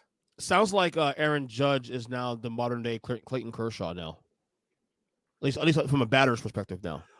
Well, I mean, this is not new. This is every year now a Judge now. I was going to say I'm not a Yankees history expert, but it seems like each year, kind of whatever the last round they get to, he disappears. Because it's not like he was having a bad postseason prior to this, correct? He was meh. Okay. He was meh. It was Stanton and Soto doing the lion's share of the work, really? Yeah. Okay. Yes. Stanton definitely. Well, and I mean, really, was their path to the World Series all that fraught? No. Royals and Indians. Boom. We went through. We had to go through the Padres and Mets, the two hottest teams in the second half. Yeah, exactly. No. So you think it's a sweep tonight? I mean, I hope so. But no, I'm not asking you hope. So I'm asking you think it's a sweep. Yeah. Come on, let's get arrogant Laker fan, the arrogant Dodger fan, Mark back in here. I think it's more than I'd call it a 70-30 yes. I don't like how quiet Shohei's bat has gotten. One managerial gripe I have with Dave, and honestly, this season has been the best he's looked in any of these runs. Yeah, folks need to leave him alone, man. Leave that dude alone. Yeah, he really has. To me, he's turned a corner. The thing I used to always say about him is that he was really bad at making adjustments in the postseason. He would just stick to the playbook to like an annoying extent. And he's done a lot less of that. Granted, I mean, we've been a fucking juggernaut basically since Game 3 of the divisional series. But if I would not have Ohtani in the leadoff spot, he's hitting something like, I forget what the exact split was, but when the infographic was on the screen, it was something like since September 15th, he was 0.97 with no runners on and 850 with runners in scoring position. And he's like 18 of his last 23 with runners in scoring position. So especially after the shoulder dislocation, I think having him in the leadoff spot, he's going to be a lot more conservative on the base path because that's exactly what Dave Roberts told him to do. So why is he still in the leadoff spot, especially when Mookie's hitting the ball the way he is? And, October Kike is like some postseason Rondo shit. So, you know what? That's a good comp there. It's a good comp there. No, because it's crazy because, because I, going through the NLCS, the Met fan, of course, wearing my sweater, of course, still representing. It's funny. You watch that series, a Met fan, the Kikes and the Hernandez and the Will Smiths scare me more than the Shoheis and the Mookies and stuff. Yeah, see, I would have put Mookie 1, Freddie 2, Teoscar 3, and Ohtani 4, or Ohtani 3 and Teoscar 4 to give you an opportunity to try to get. Was that Max Muncy, the other guy too? Yeah, or even move, with Freddie basically trying to be Jim Tomei with that bum ankle right now. maybe even move like Kike 3 or Tommy Edman. I would go, actually, let's do this. It would be Mookie 1, Tommy 2, Ohtani 3, Teoscar 4, Freddie 5. Okay. That's what I would have run out last night in order to try to get some runners on the base path in front of either Ohtani or Freeman. Well, I think the series will end in New York. Probably not tonight, but You think into New York. You think it's a gentleman's sweep, and I think the Yankees will find one game. Flaherty, basically an all hands on deck game 5 is what does it. Yeah. I think they'll get one game. I can't see Yankees losing a sweep, but I could be wrong. I mean, I'm rooting for you guys to win the series for the record, but yeah, I would, like I said, I would have liked 5 or 6. 6 would have been ideal because then we win it at home. See, this is where I'm like Kobe Bryant. I like to win on the road. I like to stick the dagger on the road. I do think there is something very special about the notion of doing that at Yankee Stadium. More than any other place we could do it away, other than maybe Houston, just because that's personal now. But like prior to 2017, the only one that I wouldn't have wanted necessarily, like, because big deal, we would win it like Kansas City or something. Like, who cares? Like, who cares? That for me means more honestly in the NLCS, because that means getting to do it at places like Petco or AT&T or I guess Oracle now. So yeah, but no, man, I would love to see a sweep, although that means everybody on my bowling team is going to hate me because like. And again, I got 2 Mets fans and a Yankee fan, and yeah, I'm on Long Island. Like, there we go. I definitely been getting my balls busted more the last 2 weeks than I have all season for wearing because it's not like I haven't been wearing Dodger gear the entire time I've been here, but the last 2 weeks people have gotten a little more prickly about it. Of course. As they should. Yeah, of course. No, it is what it is. Have you watched Lakers the first week of the year? Not much, but I've been catching like highlights and recaps, and honestly, I thought bringing in JJ Redick was going to be a mistake. I thought it was, some weird like LeBron playing GM or something, but shit, man, it's working. They look, 3 games, we're 2-1. But 3-1. Oh, 3-1. Excuse me. Lost last night to Phoenix, though. Yeah, in a close one. But as far as all of the things that you and I have talked about in, call it the last 2-ish years, that they've more or less looked like the way they look right now, roster wise, the rotations look great. People seem to be in the right spots. LeBron continues his Steve Rogers immortality shit, like, so that's amazing. Yeah, I mean, as far as how happy could I be through 4 games, I'm chilling, man. Also, one quick note on the Dodgers: the fact that I forgot this, that Fernando's rookie year was 81, and he was obviously a major figure in punching out the Yankees in the 81 World Series, the last time they faced each other. So his passing the week of the World Series beginning, like, that's sick, Kobe, right? Memorial chip kind of shit. Like, especially in that franchise, in that community, what the Dodgers mean to Mexicans, the fraught relationship that the Dodgers have with the Mexican community, given like the juxtaposition of the historical love of the team, but what the ball club did to the neighborhood and displacing thousands of Mexican residents and killing people and like some really awful shit. Right. So yeah, obviously Fernando, in a lot of ways, Fernando is kind of what built the bridge between the Mexican community and the Dodgers, like for them to really become a fixture, because prior to that, it was, kind of hit and miss. So yeah, with Fernando's passing and what that means to the Dodgers, and then just the, them playing, like, it's been, they have posters up everywhere of the Kobe meme of, job's not finished, and it's been bumping Kendrick Lamar the whole run. It just feels like I wonder. it feels like an LA year, you know. It's all I'll say in relation to the Lakers, though. I think the West is wide open, like wide open. I don't think like in the East is the Celtics. They're the definitive favorite in the Eastern Conference now. Maybe in the Knicks. In the West, and I think the Bucks are going to be a larger thorn in the side of the Celtics. Could be as they, health would notwithstand. I don't like what I'm seeing though. What the opposite game would be. I think Giannis is starting to get restless now. Okay, he's making comments. And then now. I think the Knicks got worse. I think. Do you think the Knicks got worse? I mean, obviously, Julius Randle is somebody I've known for a long time as a very hit and miss player. He can be your favorite or most frustrating player. But he's gone now. He's gone now. But that's what I mean. Where I was going with that is to say I didn't like DiVincenzo being in that deal. That deal, yeah, that part. That's where I say is like, okay, you got rid of Randall. Okay, Cat's a definitive upgrade there, but Cat's also not the superstar he was. And losing Dante DiVincenzo after you just did the whole like Villanova reunion thing, like No, I'm with you on that one because that one boggled my mind. It didn't, and especially anytime you have an Italian star in New York, like just marketing tickets, jersey, like that's a slam dunk by itself. And if they're even serviceable. And to your point, I'm not a big Cat guy anyway. I never was. So to your point, yeah, I'm with you on that one. But there are a lot of pieces there. It's Boston East definitely. No matter what. But the West is. You can make a case of 8 teams now.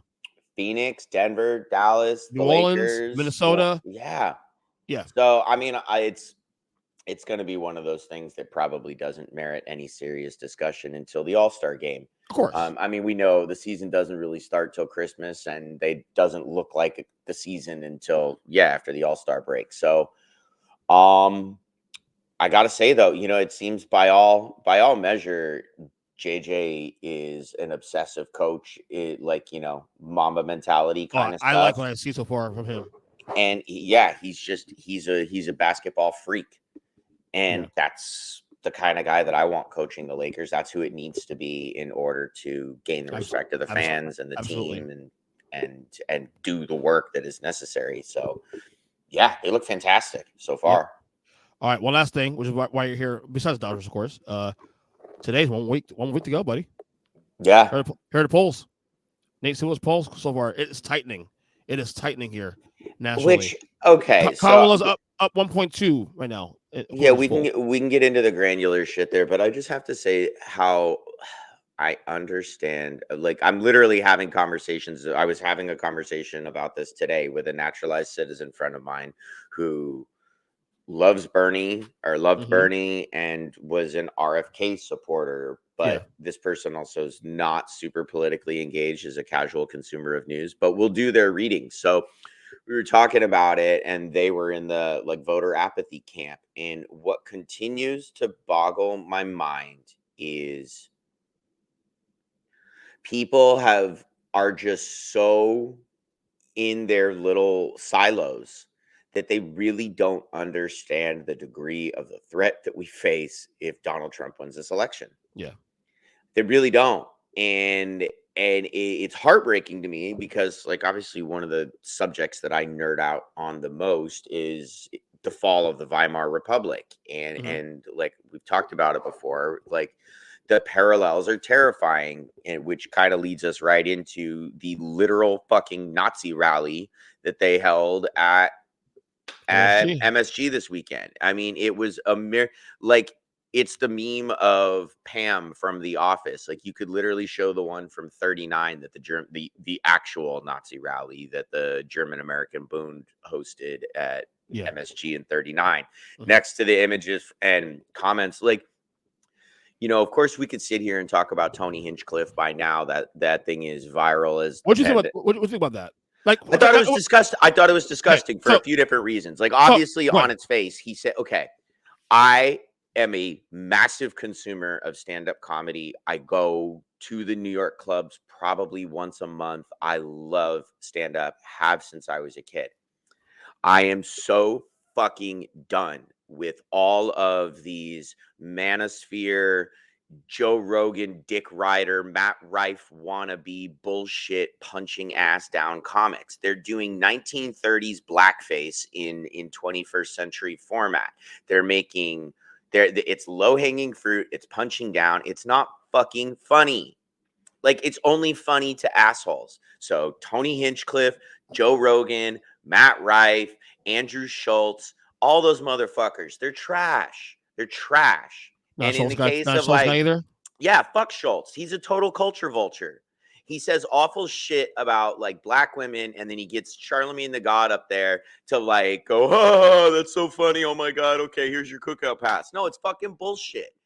Andrew Schultz is a racist, sexist piece of shit. Joe Rogan is a racist, sexist piece of shit. Matt Rife is a sexist piece of shit. My wife will love you right now because Tony Hinchcliffe is a can't piece stand of shit. She can't stand Joe Rogan. All of them are pieces of shit.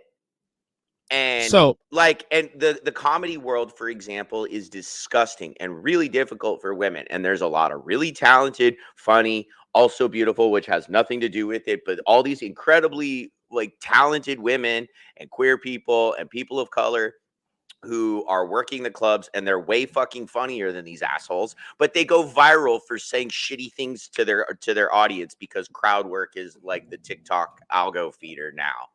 But like crowd work, people who do their whole shit off of crowd work anyway are lazy hacks to begin with because they can't write fucking 45 minutes of material. I'm not saying I can do it, but don't sell me bullshit. And I have like too many friends who are great comics that kill this shit. Like I have a couple of like homies that are comics, and they can sit there and do an hour of great material, and they don't have to just make fun of people in their audience. It's lame. So can I argue, and for record, what you said was fucked up, obviously, but I feel like people are probably more offended because of the platform more than anything else. Like if Hinch could sit on this podcast or at a comedy show, it'd be one thing. Do that at a Francesca Fiorentini, who is both a stand-up comic and a social commenter. She's really good. She gave a perfect assessment of this, and she talked about all the obvious shit that I just railed on about it, punching down and stuff. And she even said, "Look, if you want to go with a bunch of your little Manosphere fanboys and have a like comics for Trump in a comedy club event, fine, do it. Have your fun, and then donate your money to the Orange Monster." But here's where it gets really fucked up and scary. Is that he was the opening act, and she called him the court jester, for some really vile, unhinged shit that could have been written by Goebbels. And that was, for example, just to name one, Stephen Miller. Stephen Miller's unhinged rant about what is going to happen to immigrants and the terrible, means by which they intend to deport people. It was literally straight out of 1930s Nazi propaganda. And, one of the other things that, speaking to all the work that I've done with people doing mutual aid with impacted families and whatnot. Mm-hmm. And when you talk about, for example, men not coming around on Vice President Harris, Donald Trump is proposing complete immunity in all situations for police. That is one of his policy proposals. So think about what that means. This is something that like Vice President Harris was talking about on Club Shay Shay.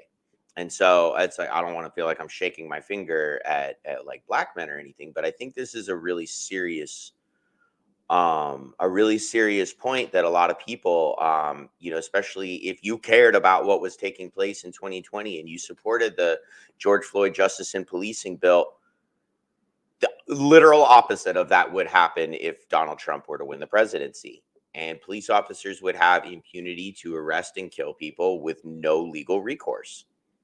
And so imagine what that now empowers a fascistic government to do.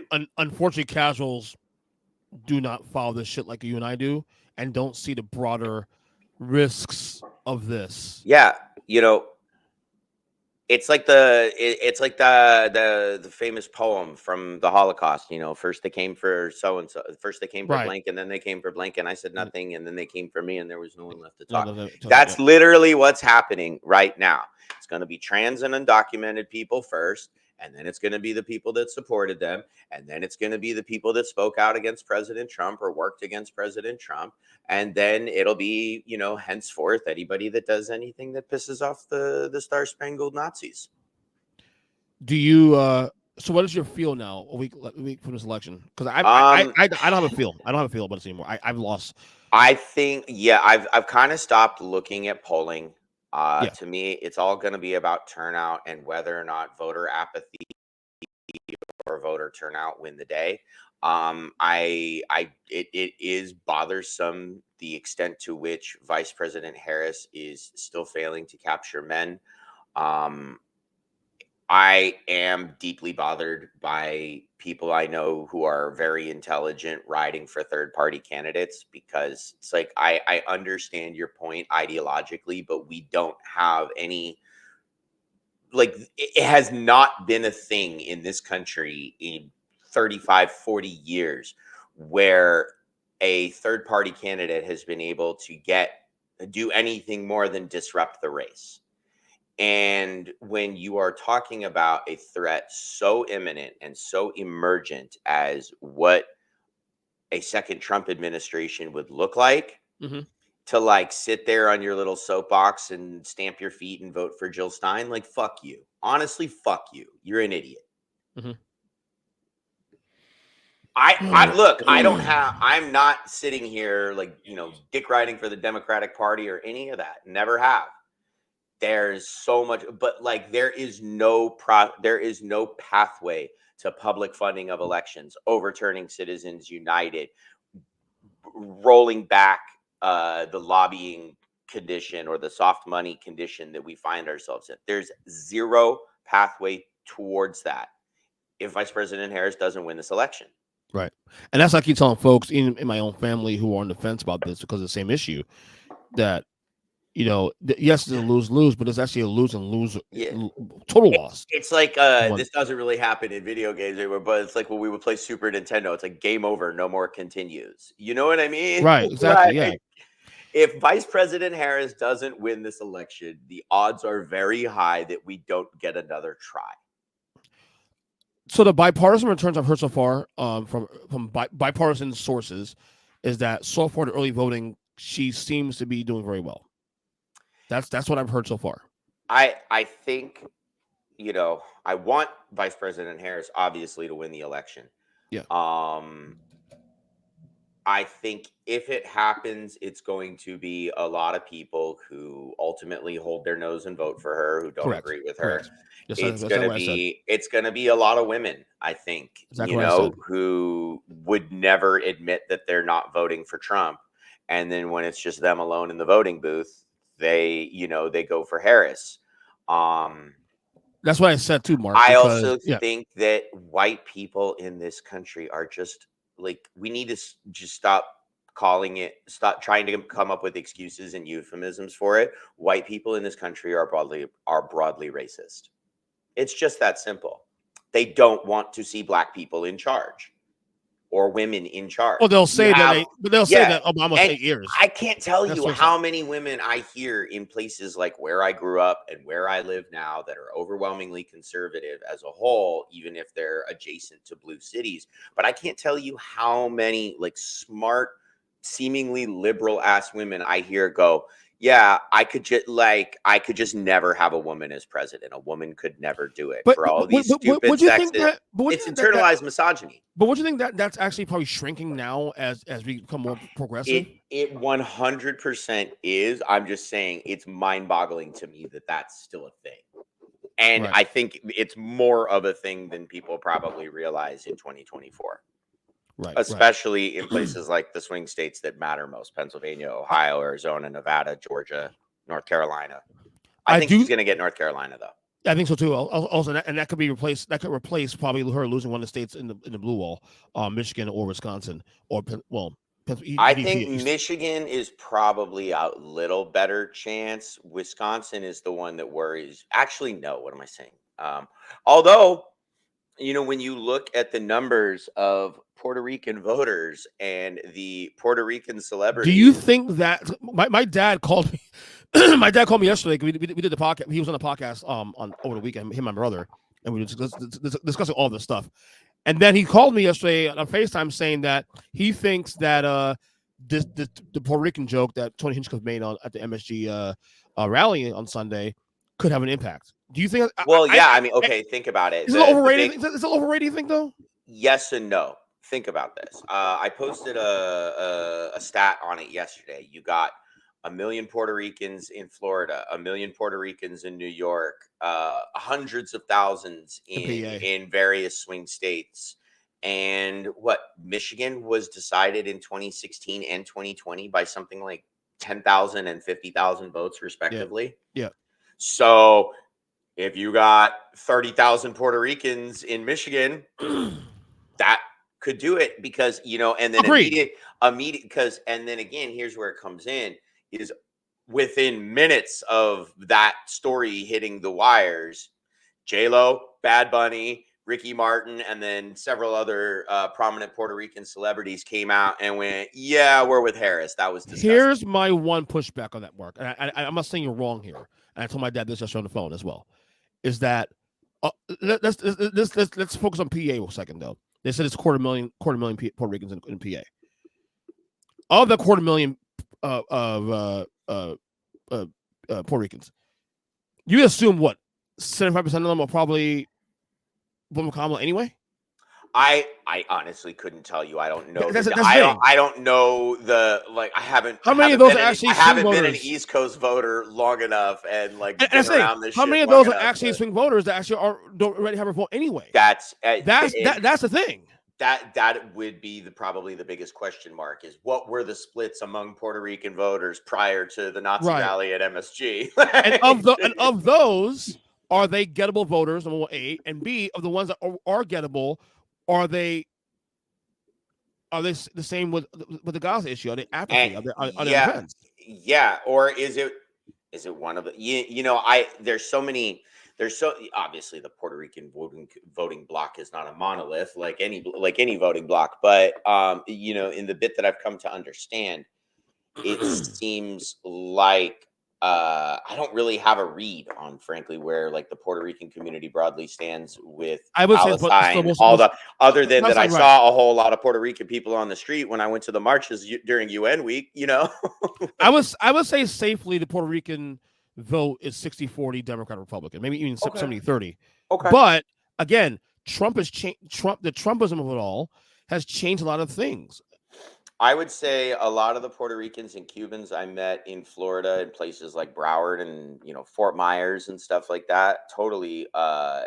You have a lot of that. And I've said kind of frankly, it feels to me like they're the remnants of the colonizers, not the colonized who tend to be, leaning into the Trumpism of it all. Cause they're the ones who got run out for being fascists in the 50s. So again, he is the most influential politician in my lifetime. It's not even close. It's not even close.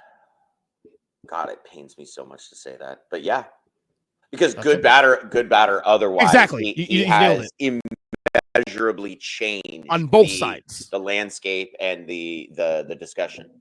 Right. So, and I mean, he's completely shifted the Republican Party or brought them out of the closet, maybe. Without question.